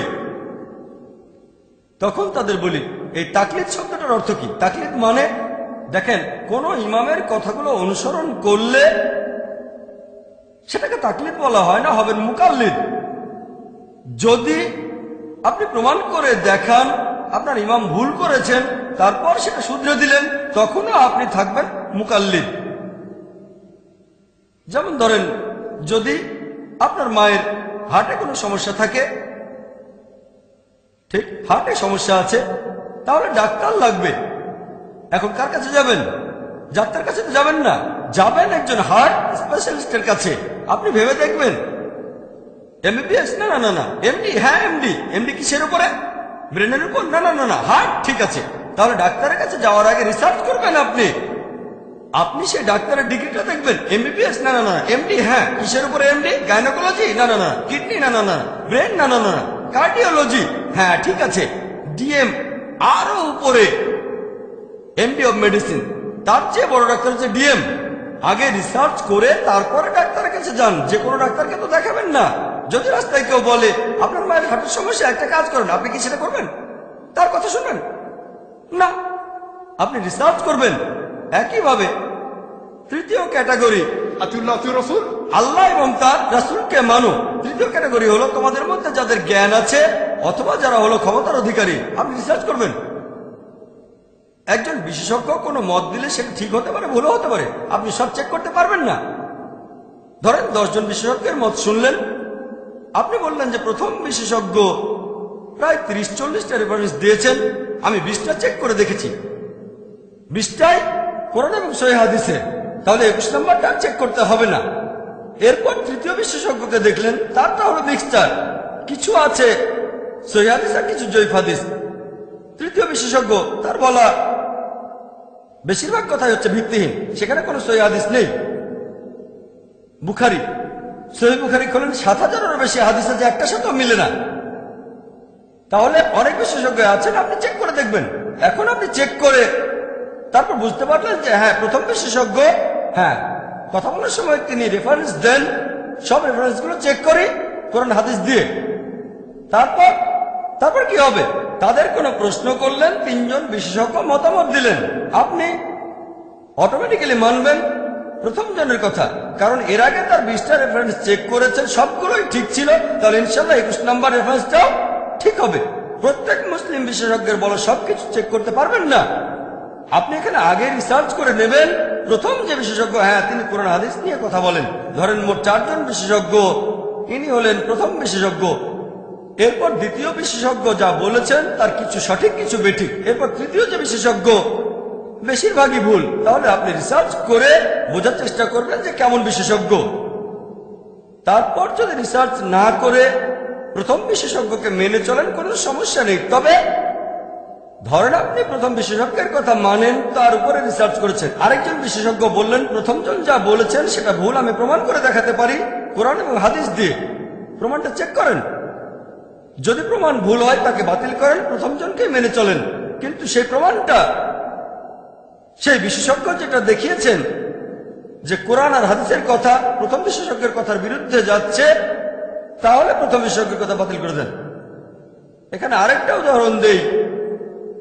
যেমন ধরেন আমি যখন কিছু শুনি, আমি যেটা বলি লেকচারের আগে আমি রিসার্চ করি, কিন্তু আমার মাথার ভেতরে আরো অনেক তথ্য আছে, অনেক ইনফরমেশন আছে যেগুলো চেক করা হয়নি।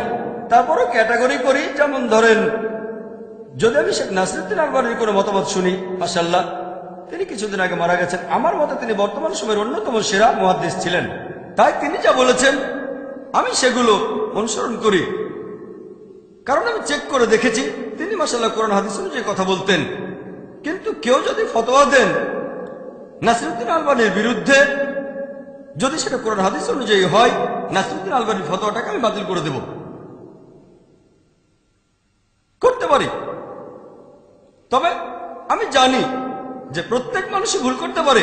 ইমাম শাফি ভুল করেছেন, ইমাম আবু হানিফা ভুল করেছেন, ইমাম আহমদ ইবনে হাম্বল, ইমাম মালিকও ভুল করেছেন। তাহলে নাসিরউদ্দিন আলবানী ভুল করতে পারেন? তবে সেই বিশেষজ্ঞদের একজন যারা কোরআন হাদিস অনুযায়ী কথা বলেন, তাহলে যদি কেউ ফতোয়া দেন এখানকার স্থানীয় লোক আর নাসিরউদ্দিন আলবানী, আমি আলবানির কথাটাই মানবো যদি হাতে সময় থাকে। তবে লেকচারে কিছু বললে সেটা আমি চেক করি, লেকচারটা চেক করে নিই, কারণ সেটা দায়িত্ব আমার। তবে যদি আমি কোনো মতামত দিতে চাই, আমার পক্ষে সব হাদিস চেক করা সম্ভব না, কঠিন, সাধারণ মানুষের পক্ষে কঠিন। তাই দেখতে হবে কোন বিশেষজ্ঞের কথা শুনছেন, অথবা কোন বইটা পড়ছেন, কার লেখা বই পড়ছেন, কার লেকচারের ক্যাসেট আপনি শুনছেন। এভাবে ক্যাটাগরি করেন।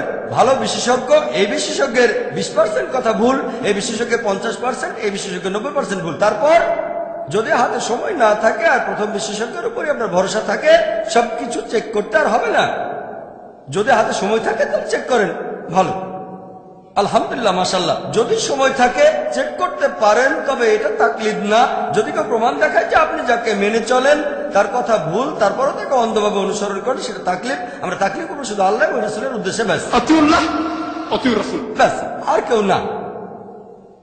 সহজ সহজ নিয়ম। এখন কেউ হয়তো আমাকে বলতে পারে, ভাই জাকির, আপনি বলছেন দল তৈরি করবেন না আপনি, কিন্তু নবীজি তো বলে গেছেন 73টা আলাদা দল তৈরি হবে। আমি বলবো, হ্যাঁ, নবীজি বলেছেন এমনটা হবে, বলেননি এটা করা উচিত। আল্লাহ আমাদের নিষেধ করেছেন, তবে নবীজি জানতেন, যদিও আল্লাহ বলেছেন দলে বিভক্ত হয়েও না, তারপরে মুসলিমের বিভক্ত হবে, নবীজি এটা জানতেন। তিনি বলেননি যে বানানো উচিত। আর আপনারা যদি সহিহ হাদিস পড়েন, আবু দাউদ 4579 এবং 4580 নম্বর হাদিস বলা হয়েছে যে নবী মুহাম্মদ সাল্লাল্লাহু আলাইহি ওয়াসাল্লাম বলেছেন যে ইহুদিরা 71 বা 72টা দলে বিভক্ত, খ্রিস্টানরা 70 বা 71টা দলে বিভক্ত, আর মুসলিমরা 73টা দলে বিভক্ত হবে। এরপর তিরমিজিতে আছে 131 নম্বর হাদিস, এছাড়াও তিরমিজির 2643 নম্বর হাদিস। আমাদের নবীজি বলেছেন যে বনী ইসরাইল, ইহুদি এবং খ্রিস্টানরা মোট 72টা দলে বিভক্ত হয়েছে, তবে আমার উম্মাহ তারা 73টা দলে বিভক্ত হবে। একটা দল বাদে অন্য সবাই দোজখে যাবে। সাহাবীগণ প্রশ্ন করলেন, সেই দলে কারা? নবীজি বললেন, যারা আমাকে এবং আমার সহচরদের অনুসরণ করবে। নবীজি বলেছেন 73টা দল তৈরি হবে, সবাই দোজখে যাবে, একটা দল বাদে, যারা নবীজি এবং সাহাবীগণকে অনুসরণ করবে। আরেকটা হাদিস আছে সহিহ বুখারীতে 3 নম্বর খণ্ড 2652 নম্বর হাদিস। নবীজি বলেছেন, সবচেয়ে সেরা মানুষ হলো যারা আমার সময়টাতে ছিল, তার মানে সাহাবীগণ। এরপরে পরবর্তী প্রজন্ম, আর তারপরে তার পরের প্রজন্ম। নবীজি বলেছেন সবচেয়ে সেরা হলো তারা যারা আমার প্রজন্মে ছিল, সাহাবীগণ, তারপরে পরবর্তী প্রজন্ম অর্থাৎ তাবেঈন, এরপরে তারপরের প্রজন্ম, তবে তাবেঈন, শেষ। তাহলে আমরা যদি কিছু গ্রহণ করি সেটা নেব আমাদের নবীজির প্রজন্ম থেকে, মানে সাহাবীগণ, পরবর্তী প্রজন্ম তাবেঈন, এরপরে তাবে তাবেঈন, শেষ। এই 3 প্রজন্ম, এনাদেরকে বলা হয় সালাফিস সালিহিন,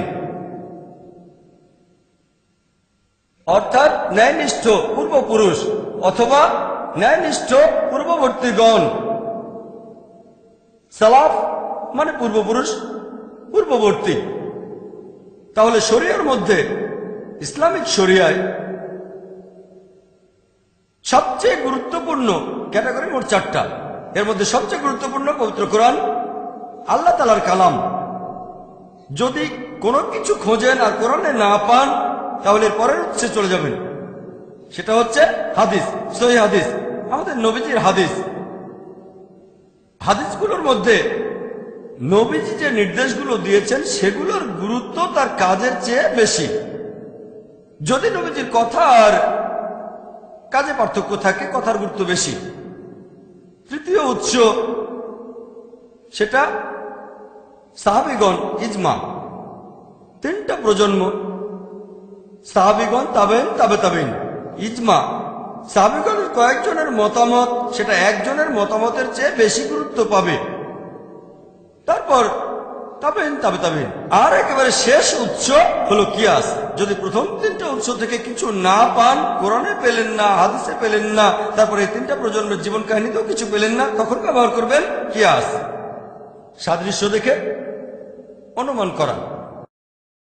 إن في خلق السماوات والأرض واختلاف الليل والنهار والفلك التي تجري في البحر بما ينفع الناس وما أنزل الله من السماء من ماء فأحيا به الأرض بعد موتها وبث فيها من كل دابة.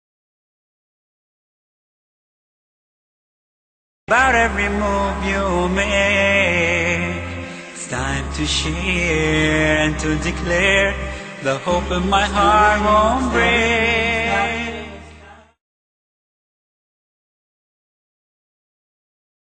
তাহলে শরিয়াতে চারটা জিনিস আছে: পবিত্র কোরআন, সহিহ হাদিস। কোন সহিহ হাদিস কোরআনের বিরুদ্ধে যাবে না, কোরআন এক নম্বর, তারপর সহিহ হাদিস। এই হাদিসগুলোর মধ্যে কাজের চেয়ে কথার গুরুত্ব অনেক বেশি, নবীজির নির্দেশের গুরুত্ব তার কাজের চেয়ে বেশি। তারপর তিন প্রজন্মের রেখে যাওয়া দৃষ্টান্ত, সাহাবিগণ, তাবেইন, তাবে তাবেইন, একজনের চেয়ে কয়েকজনের মতের গুরুত্ব বেশি। তারপরে হলো কিয়াস।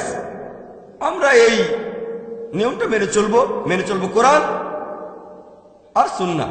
কিন্তু সব গ্রুপই তো বলে আমরা কোরআন এবং সুন্নাহ মেনে চলি, কেউ তো বলে না যে তারা কোরআন সুন্নাহ মেনে চলে না।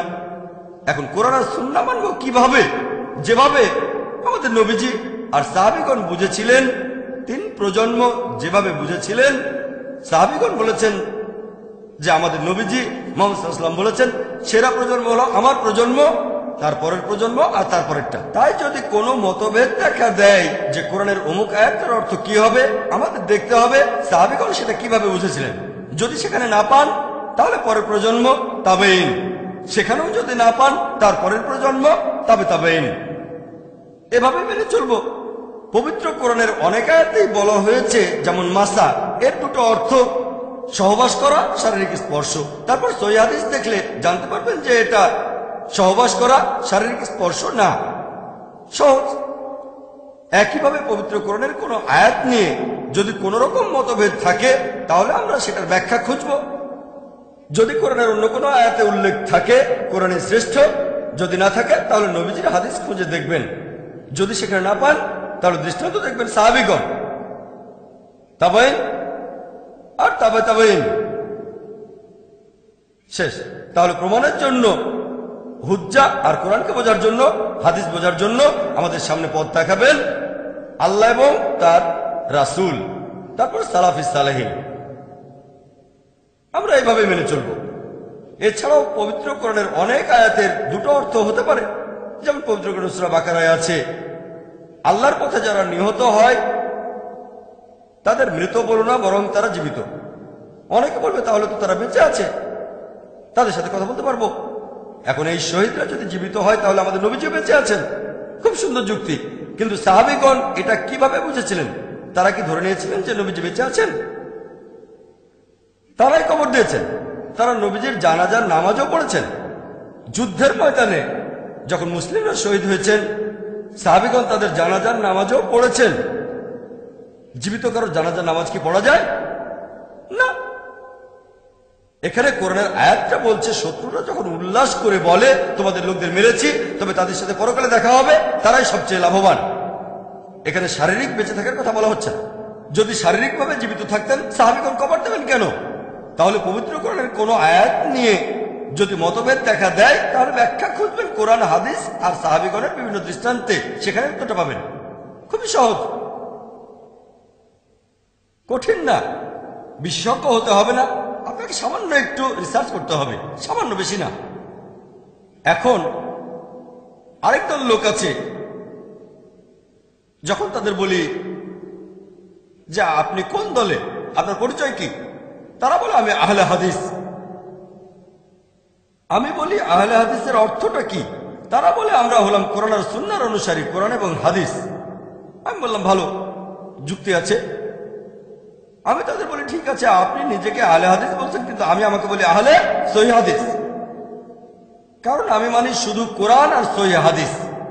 অনেক মুসলিম মেনে চলে জয়ীফ হাদিস, আর মৌদু হাদিস, আমি আহলে সহিহ হাদিস। যদি এরকম নাম ডাকতে চান, দেখেন অনেক হাদিসে আছে যেগুলো জয়ীফ হাদিস আর মৌদু হাদিস, নাবির নিচে হাত বাঁধা এইরকম। এখন তারা বলে আহলে হাদিস, আমি বলি আহলে সহিহ হাদিস। যদি এরকম নামে ডাকতে চান, আমি তাদেরকে বলি, ভাই আপনারা আহলে হাদিস মানে কোরআন আর হাদিস পুরোপুরি মেনে চলেন, খুব ভালো কথা। আমি তাদের প্রশ্ন করি, পবিত্র কোরআনের কোন জায়গায় কোন আয়াতে আল্লাহ তাআলা বলেছেন নিজেদের আহলে হাদিস বলে ডাকো? কোনো উত্তর দেয় না। এরকম কোন সহিহ হাদিস কি আছে যেখানে নবীজি বলেছেন নিজেদের আহলে হাদিস বলে ডাকো? উত্তর নেই। সেজন্য আমি নিজেকে আহলে হাদিস বলে ডাকি না, আমি নিজেকে বলি মুসলিম। সেজন্য আমি পাক্কা আহলে হাদিস। আপনারা হলেন আংশিক 90-95% অথবা 98%।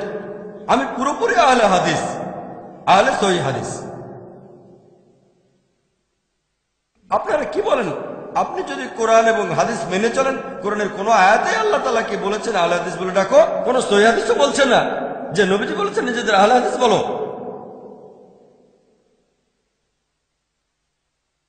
এছাড়াও আরো একটা গ্রুপ আছে, এরাও আহলে হাদিসের মতোই। তারা বলে আমরা সালাফি। আমি বলি সালাফি? আমি একজন সালাফি। আমি বলি সালাফি মানে কি? তারা বলে সালাফি অর্থ আমরা মানি সালাফি সালেহিনকে। আমিও তো সালাফি সালেহিনকে মানি। আমি মানি আল্লাহকে এবং তার রাসূলকে এবং সালাফি সালেহিনকে, নবীজি সাল্লাল্লাহু আলাইহি ওয়াসাল্লামের সময়কার প্রজন্ম এবং তার দুটো প্রজন্মকে। তারপর থেকে জিজ্ঞেস করি, কোরআনের কোন জায়গায় কোন আয়াতে কি আল্লাহ বলেছেন নিজেদের সালাফি বলো? তারা বলে না। কোন হাদিস কি আছে যেখানে আমাদের নবীজি বলেছেন নিজেদের সালাফি বলো? তারা বলেন না। তবে সেখানে একজন সালাফি আমাকে একটা হাদিস দেখালো, নবীজি বলেছেন আমি একজন সালাফ। সে উদ্ধৃতি দিল, এটা আছে সহিহ মুসলিমে, পুরো রেফারেন্সটা বলেনি। বললাম ঠিক আছে। আমি সহিহ মুসলিম দেখলাম, চেক করি, এই হাদিসটা আছে সহিহ মুসলিমে, হাদিস নম্বর সম্ভবত 2405 বা 6, 2405-6 এরকম হাদিস, সহিহ হাদিস। তবে এই কথাটা মাঝখান থেকে নেয়া, মাঝামাঝি।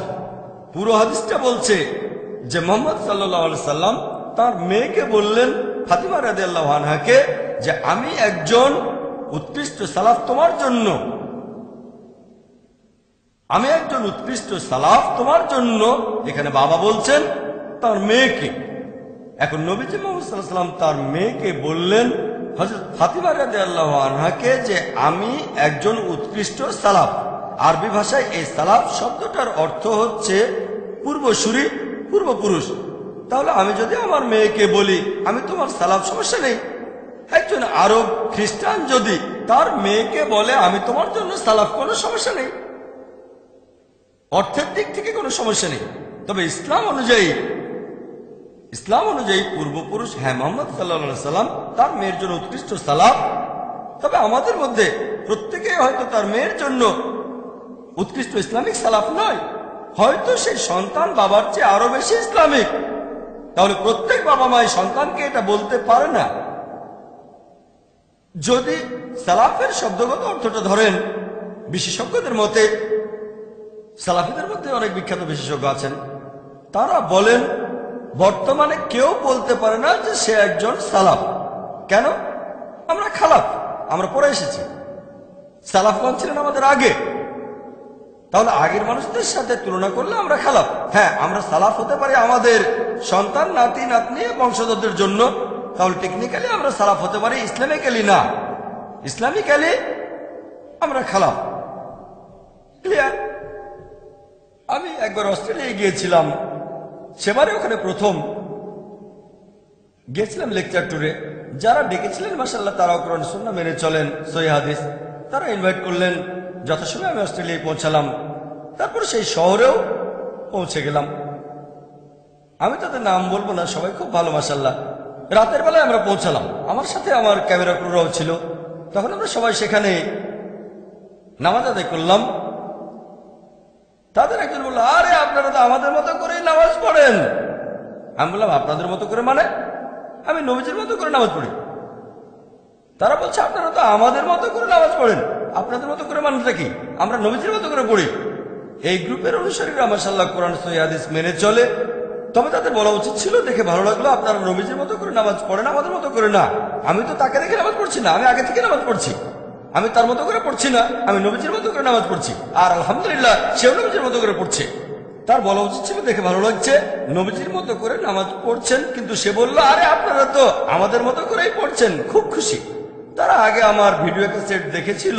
ডক্টর জাকির কম্পারেটিভ রিলিজিয়ন নিয়ে যে কথাগুলো বলেছে সেগুলো সঠিক, কিন্তু আমার আকীদা তারা জানে না যে আমার ধর্মবিশ্বাস কেমন, সেজন্য তারাও বেশি উৎসাহ দেখায়নি। তবে দেখেছে আমি কম্পারেটিভ রিলিজিয়নের উপর একজন স্পেশালিস্ট, ক্যাসেটে ভুল কিছু খুঁজে পায়নি, কিন্তু তারা আমার আকীদা জানে না কিভাবে নামাজ পড়ি। তাই কিছুটা না জানে আমন্ত্রণ করলো। তারপর নামাজ পড়তে দেখে খুব খুশি হলো, আপনারা তো আমাদের মতো করে পড়েন। বললাম না, নবীজির মতো করে পড়ি। তবে তারা সবাই খুব ভালো মাশাআল্লাহ। সেখানে আমি কিছু লেকচার দিলাম। তারপর যখন ডিনার খেতে বসলাম আমরা, তখন আমরা আলোচনা করলাম। সেখানেও আমি আজকের মতোই বললাম আমি একজন পাক্কা হানাফি, পাক্কা শাফি, পাক্কা হামলি, পাক্কা আহলে হাদিস। যখন সালাফি প্রসঙ্গ আসলো বললাম আমি পাক্কা সালাফি। তবে কোরআন বলছে না নিজেদের সালাফি বলে রাখো, অথবা কোনো সহিহ হাদিসও নেই যেখানে নবীজি বলেছেন নিজেদের সালাফি বলো।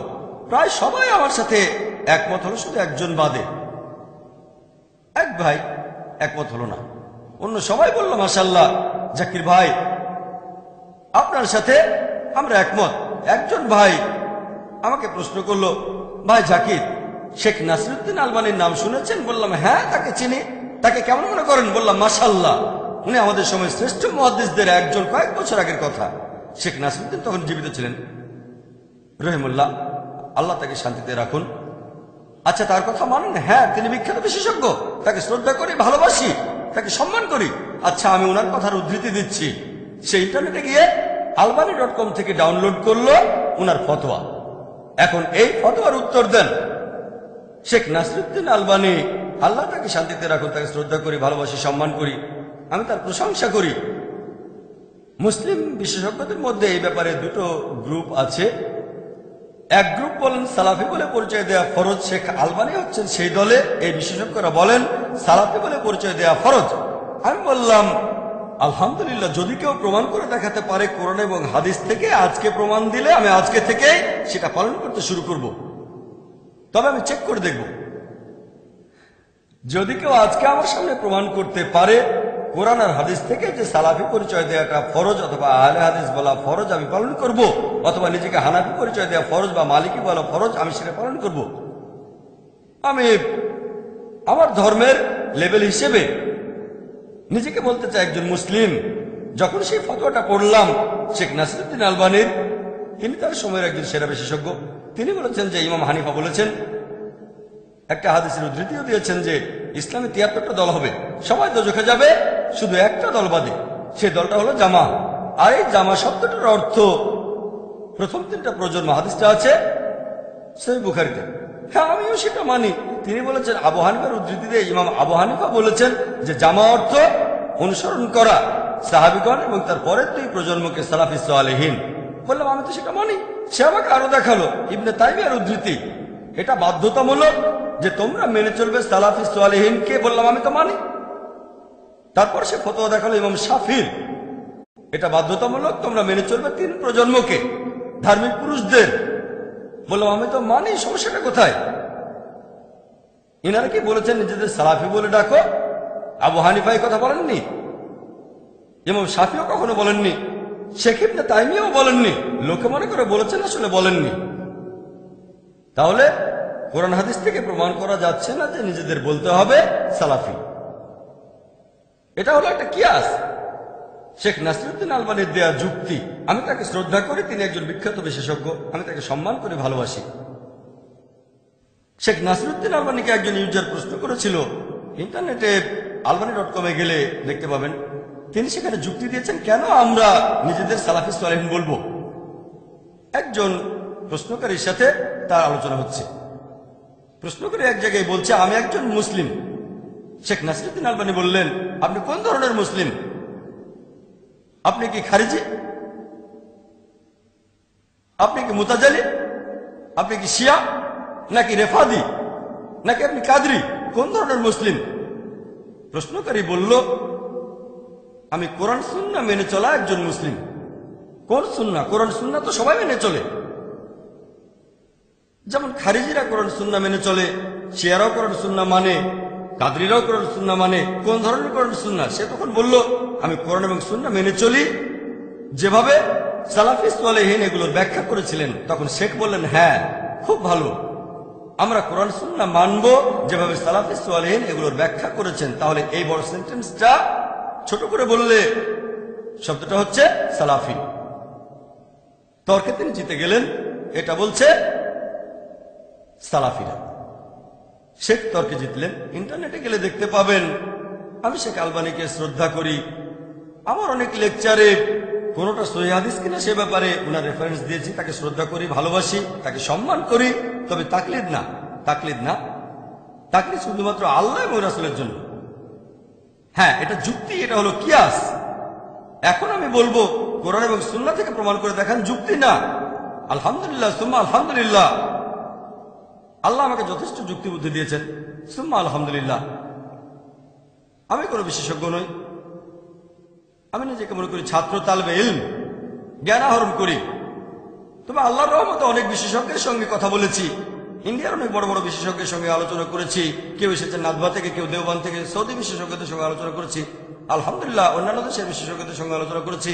আল্লাহ আমাকে সুযোগ দিয়েছেন আমাদের সময়ের এই বিখ্যাত বিশেষজ্ঞদের সঙ্গে আলোচনা করতে পেরেছি, আলহামদুলিল্লাহ, সুম্মা আলহামদুলিল্লাহ। ওনাদের সংস্পর্শে আসার পর আল্লাহ আমার জ্ঞান আরো বাড়িয়ে দিয়েছেন। তারপরও আমি একজন ছাত্র, খুবই ক্ষুদ্র, আমার জ্ঞান খুবই সামান্য। তবে যুক্তি পাল্টা যুক্তির ব্যাপারে আল্লাহ আমাকে রহমত করেছেন। এখন আপনি কোন ধরনের মুসলিম?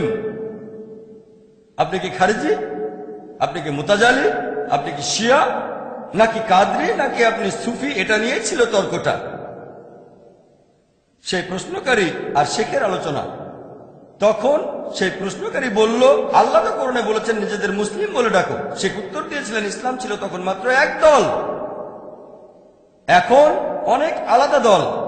সেজন্য এটা মুসলিমদের জন্য ফরজ, বাধ্যতামূলক যে আমরা নিজেদের পরিচয় দিতে গিয়ে বলবো সালাফি। যুক্তি।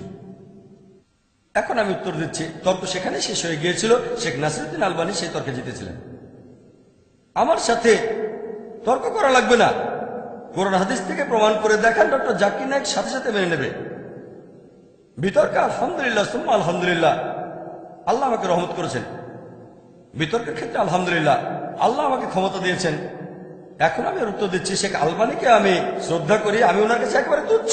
শেখ নাসিরউদ্দিন আলবানীর তুলনায় আমি সমুদ্রের কাছে এক ফোঁটা পানি। প্লিজ আমাকে ভুল বুঝবেন না। আমার অনেক লেকচারে ওনার রেফারেন্স দিয়েছে মাশাআল্লাহ, তাই আমাকে ভুল বুঝবেন না। ওনাকে শ্রদ্ধা করে ভালোবাসি, তবে তাকলিদ নেই। আমি বলবো, আচ্ছা, আপনারা যদি আমাদের নবীজির জীবন কাহিনী দেখেন, উনি কোনো হাদিসে বলেননি, পবিত্র কোরআনে এমন কোনো আয়াতও দেখাননি যে নিজেদের সালাফি বলতে হবে। সেজন্য আমি বলবো না। এখন যুক্তি। আমাদের নবীজির সময়ও অনেক ভণ্ড লোক ছিল, মুনাফিক। ঠিক, তারা ছিল মুনাফিক। সাহাবীগণ নামটা বদলাননি তাদের। এরপরে ছিল খারিজি, খাওয়ারিজ, খারিজাই। তারা নিজেদেরকে বলতো খারিজি, লোকজনের লেভেল দিয়েছিল। সাহাবীগণ তাদের বলতেন মুসলিম। সাহাবীগণকে বলেছেন তাদের নতুন নাম দাও না, সাহাবীগণ তারপরও তাদের বলেছেন মুসলিম। তারপর আছে মুতাজিলা, তাদেরকেও সবাই বলতো মুসলিম। তাহলে সেই সময় ধর্ম নিয়ে মতভেদ ছিল? এমন না যে ছিল না। এবার মূল প্রসঙ্গে আসি, যে শেখ নাসিরউদ্দিন আলবানী বলেছেন আমাদের পরিচয় দিতে গিয়ে বলা উচিত সালাফি। আমার প্রশ্ন, কোন সালাফি? কোন সালাফি? আমি প্রশ্ন করব, সালাফিদের মধ্যে এখন গ্রুপ আছে। আপনি কি কুতুবি নাকি সুলুরি নাকি মাদখালি? আরো কয়েকটা গ্রুপের নাম আমি বলতে পারি। দেখেন, আমি কারো বিরুদ্ধে বলছি না, প্লিজ আমাকে ভুল বুঝবেন না। আমি কাউকে ছোট করতে চাচ্ছি না। তবে সালাফিদের মধ্যে এখন অনেক গ্রুপ আছে। আপনি যদি কখনো ইংল্যান্ডে যান, মাশাআল্লাহ, সুবহানাল্লাহ, আল্লাহু আকবার, অনেকগুলো গ্রুপ আছে। আর সেখানে প্রত্যেকটা গ্রুপ আরেক গ্রুপের সাথে লড়াই করছে আর বলছে অন্য সালাফি গ্রুপগুলো কাফির। নাউজুবিল্লাহ। সময় পেলে এই প্রসঙ্গে পরে আলোচনা করব। এখন আপনি কোন সালাফিতে দলে যাবেন? আপনি যে লেভেলটায় বসাবেন সেখানে একটা পর্যায়ে বিভক্তি চলে আসতেই হবে। যখন শিয়ারা আসলো তখন লোকজন বললো আমরা সুন্নি, নতুন গ্রুপ হলো আহলে সুন্নাহ ওয়াল জামাত। তারপর সেখানেও বিভক্তি সৃষ্টি হলো হানাফি, শাফি, হামলি, মালিকি। তারপর আরো নতুন গ্রুপ আসলো সালাফি, আহলে হাদিস। এগুলোর মধ্যেও গ্রুপ আছে। যখনই আমরা মানুষরা কোনো কিছুতে একটা লেভেল বসাবো সেটা নিয়ে মতভেদ হবেই। এমনকি আমাদের ধর্ম নিয়েও অনেক ব্যাপারে মতভেদ হবে, সেটা আল্লাহ তাআলা বলেছেন। শুধুমাত্র মানুষের দেয়া লেভেলে মতভেদ হয় না। আপনি কি ভাবছেন আল্লাহ জানতেন না? আল্লাহ জানতেন মুসলিম উম্মার মধ্যে অনেকগুলো ভাগ হবে। আল্লাহ কোরআনের কথা বলেছেন, নবীজিও বলে গিয়েছেন। তবে নবীজি বলেননি নিজেদের পরিচয় দাও আহলে হাদিস অথবা সালাফি। আহলে হাদিস কোন আহলে হাদিস? আমি যেখানে থাকি সেই বোম্বেতে দুটো আহলে হাদিস আছে, জামিয়াত আহলে হাদিস আর গুরবা আহলে হাদিস। এখন আপনি কোন দলে যেতে চান? এক আহলে হাদিস আরেক আহলে হাদিসকে দোষারোপ করে। দেখেন, আমি এখানে আহলে হাদিসের নামে বদনাম করছি না, এজন্যই বলছি টপিকটা স্পর্শকাতর। ও আল্লাহ, আমি এখানে বলেছি শুধু কোরআন আর আল্লাহ রাসূলকে নিয়ে। প্লিজ আমাকে ভুল বুঝবেন না। আমি নাসিরউদ্দিন আলবানীকে শ্রদ্ধা করি, সালাফিদের শ্রদ্ধা করি। আরো বলবো, আশেপাশে বিভিন্ন মুসলিম গ্রুপ দেখেন, আপনারাও একমত হবেন যে আহলে হাদিস আর সালাফিরা কোরআন সুন্নাহ সবচেয়ে কাছাকাছি। এটা আমি স্বীকার করব।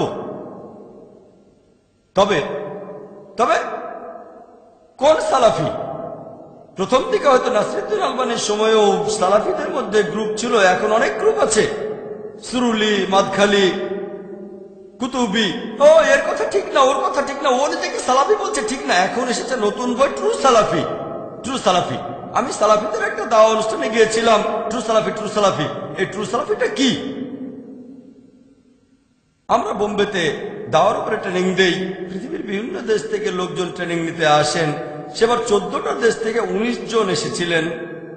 তাদের অনেকেই এসেছিলেন মদিনা ইউনিভার্সিটি থেকে, মাশাআল্লাহ। তারপর বাহরাইন ইউনিভার্সিটি থেকে, এরকম তাদের অনেকেই সালাফি, মাশাআল্লাহ। তাদের সাথে আলোচনা করলাম সেখানে। আমি তাদেরকে প্রশ্ন করলাম, সালাফি হলো শর্টকাট, সংক্ষেপে বলা। পুরোপুরি বললে আমি কোরআন সুন্নাহ মানি যেভাবে সালাফি সালেহিন মানতেন, সংক্ষেপে সালাফি। আমি তাদের বললাম, সালাফি সালেহিন আগে নাকি মুহাম্মদ সাল্লাল্লাহু আলাইহি সাল্লাম আগে, কে বড়? তারা বলল মুহাম্মদ সাল্লাল্লাহু আলাইহি সাল্লাম। তাহলে নিজেদের মোহাম্মদই বলছেন না কেন? কি বলেন? ইন্ডিয়ার নিজেদের মোহাম্মদই বলে কারা? আপনারা কি তা জানেন? জানেন আপনারা? আমরা কি তাদের কথা মানি না? ইন্ডিয়ায় কারা নিজেদের আহমদিয়া বলে ডাকে? এখন কে বড়, মুহাম্মদ সাল্লাল্লাহু আলাইহি ওয়াসাল্লাম না আল্লাহ? আল্লাহ। এখন যে আল্লাহর কাছে আত্মসমর্পণ করে তাকে বলা হয় মুসলিম। আমরা জানি মুসলিমদের মধ্যে অনেক দল আছে। নতুন নাম দিলে সেটার মধ্যে একটা বিভক্তি এসে যাবে। হানাফি মাযহাবে 4টা গ্রুপ আছে, শাফি মাযহাবে আছে কাদিম আর জাদিদ। তারপরে আহলে হাদিস, কাশ্মীরে গেলে দেখবেন অনেক আহলে হাদিসের গ্রুপ আছে। আর কেরালায় দেখবেন মুজাহিদি, মুজাহিদি KNM, কেরালা নাজরাতুল মুজাহিদি। কেরালায় তারা নিজেদের আহলে হাদিস বলে না, মুজাহিদি। আপনি যদি সৌদি আরবে গিয়ে বলেন আমি আহলে হাদিস, তারা বলবে সেটা আবার কি? সৌদি আরবে খুব কম লোক জানে আহলে হাদিস শব্দটা কি। তারা সালাফি শব্দের সাথে পরিচিত। তবে সালাফি আর আহলে হাদিস দুটো আসলে একই রকম, শুধু নামটা আলাদা। কিছু দেশে দেখবেন আনসারি, ঠিক? তাহলে এক এক জায়গায় এক এক নাম। আর ইন্ডিয়ার আহলে হাদিসরা অনেক জায়গায় সালাফি নামে পরিচিত, ঠিক? তাহলে আমরা বুঝতে পারছি যে আপনি যদি লেভেল দিতে চান, সালাফির চেয়ে মোহাম্মদে বলা ভালো, মোহাম্মদের চেয়ে মুসলিম আরো ভালো। সেজন্য আমি বলি নবী এবং রাসূলকে মানবো। আর নিজেকে লেভেল দিতে চাইলে আমি যেটা দেব সেটা হচ্ছে মুসলিম, আর কিছু না। শুরুতেও মুসলিম, শেষেও মুসলিম।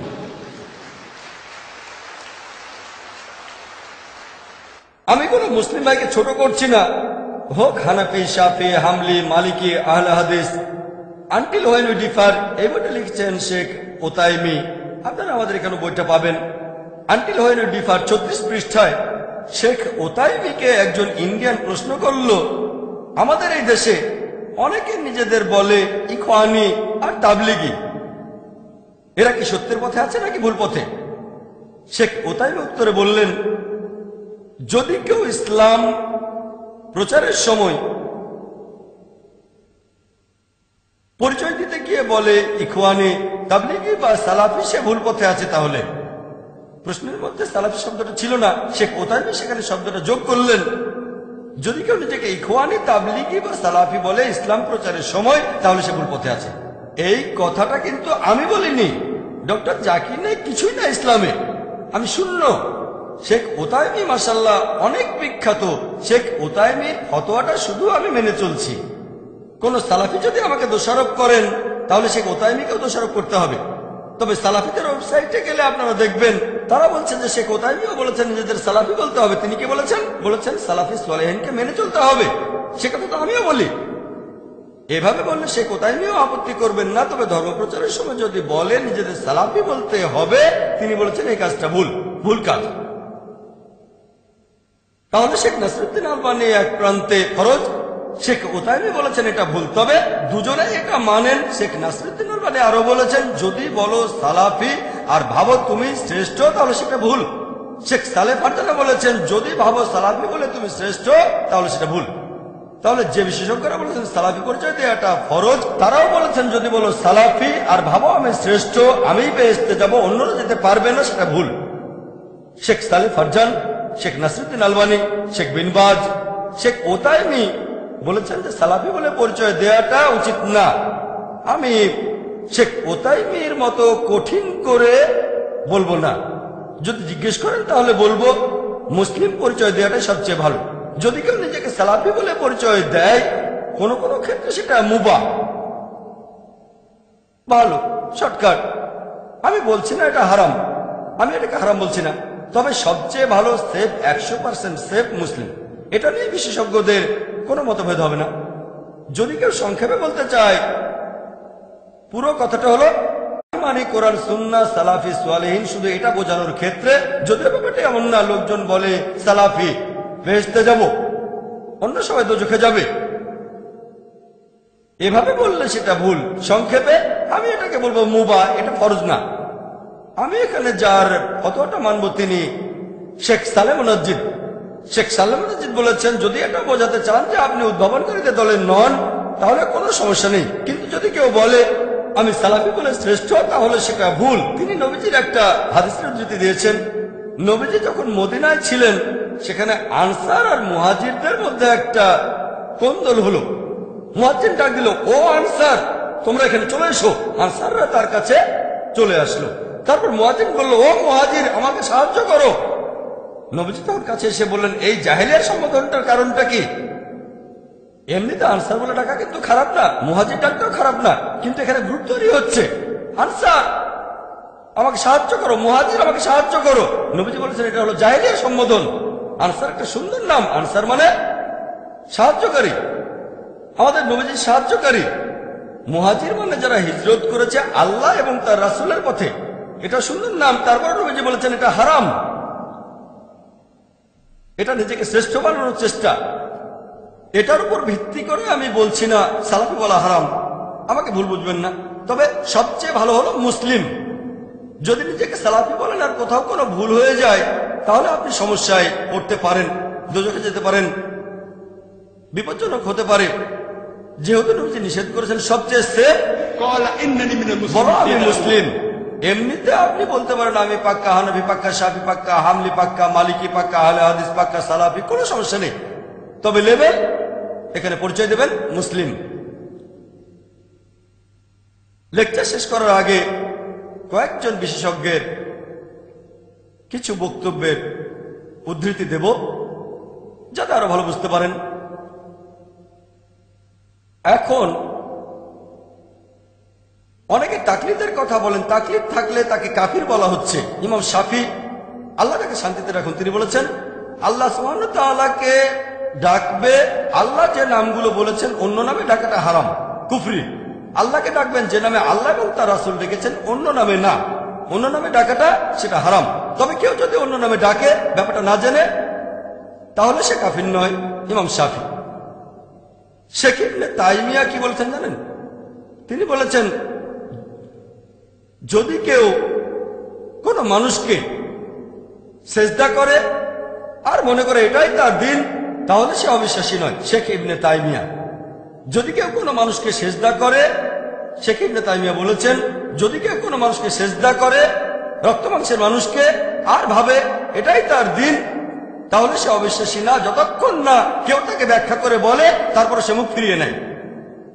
শেখ ইবনে তাইমিয়া একজন বিশেষজ্ঞ।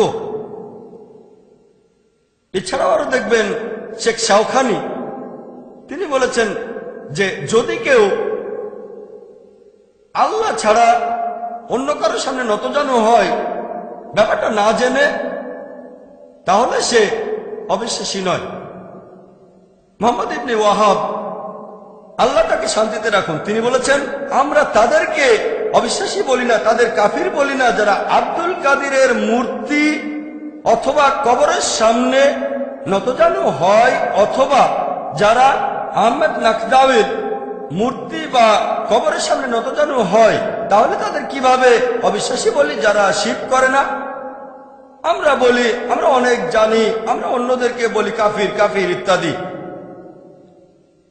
লেকচার শেষ করার আগে নবীজির দুটো হাদিসের কথা বলবো। মুহাম্মদ সাল্লাল্লাহু আলাইহি ওয়াসাল্লাম বলেছেন, সহিহ মুসলিম 3 নম্বর খণ্ড 4565 নম্বর হাদিস, যে আরফাজা, আল্লাহ তাকে শান্তিতে রাখুন, উদ্ধৃতি দিয়েছেন যে আল্লাহ রাসূল বলেছেন একটা সময় আসবে যখন সমাজে অনেক খারাপ কাজ হবে, আর কখনো যদি কেউ মুসলিম উম্মার একতা নষ্ট করতে চায় তাকে তরবারি দিয়ে আঘাত করো, যদি সে তাতেও না থামে মেরে ফেলো। নবীজি বলেছেন যদি কেউ মুসলিম উম্মার একতা নষ্ট করতে চায় তাকে তরবারি দিয়ে আঘাত করো, যদি তাতেও না থামে তাকে মেরে ফেলো। সহিহ মুসলিম 3 নম্বর খণ্ড 4565 নম্বর হাদিস।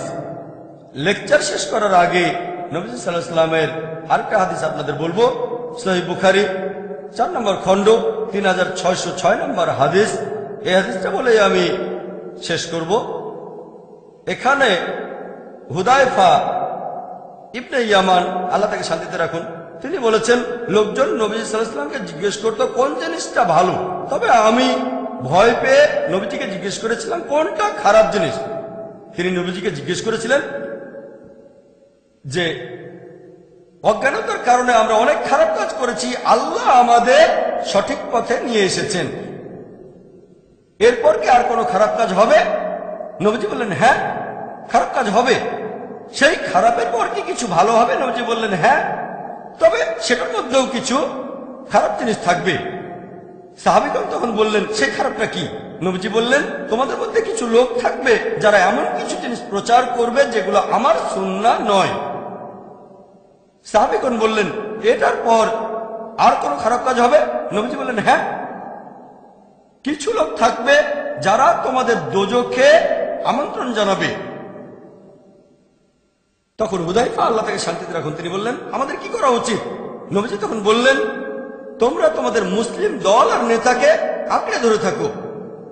সাহাবীগণ বললেন কোন মুসলিম দল আর নেতা না থাকলে কি করব? নবীজি তখন উত্তর দিলেন যদি কোনো মুসলিম দল আর নেতা তখন না থাকে তাহলে সব দল থেকে নিজেকে বিচ্ছিন্ন করে ফেলো, প্রয়োজন হলে গাছের শেকড় কামড়ে পড়ে থাকবে যতক্ষণ না আল্লাহ সুবহানাহু ওয়া তাআলার সামনাসামনি হচ্ছ। ওয়া আখিরু দাওয়ানা আলহামদুলিল্লাহি রাব্বিল আলামিন। في خلق السماوات والأرض واختلاف الليل والنهار والفلك التي تجري في البحر بما ينفع الناس وما أنزل الله من السماء من ماء فأحيا به الأرض بعد موتها وبث فيها من كل دابة وتصريف الرياح والسحاب المسخر بين السماء والأرض لآيات لقوم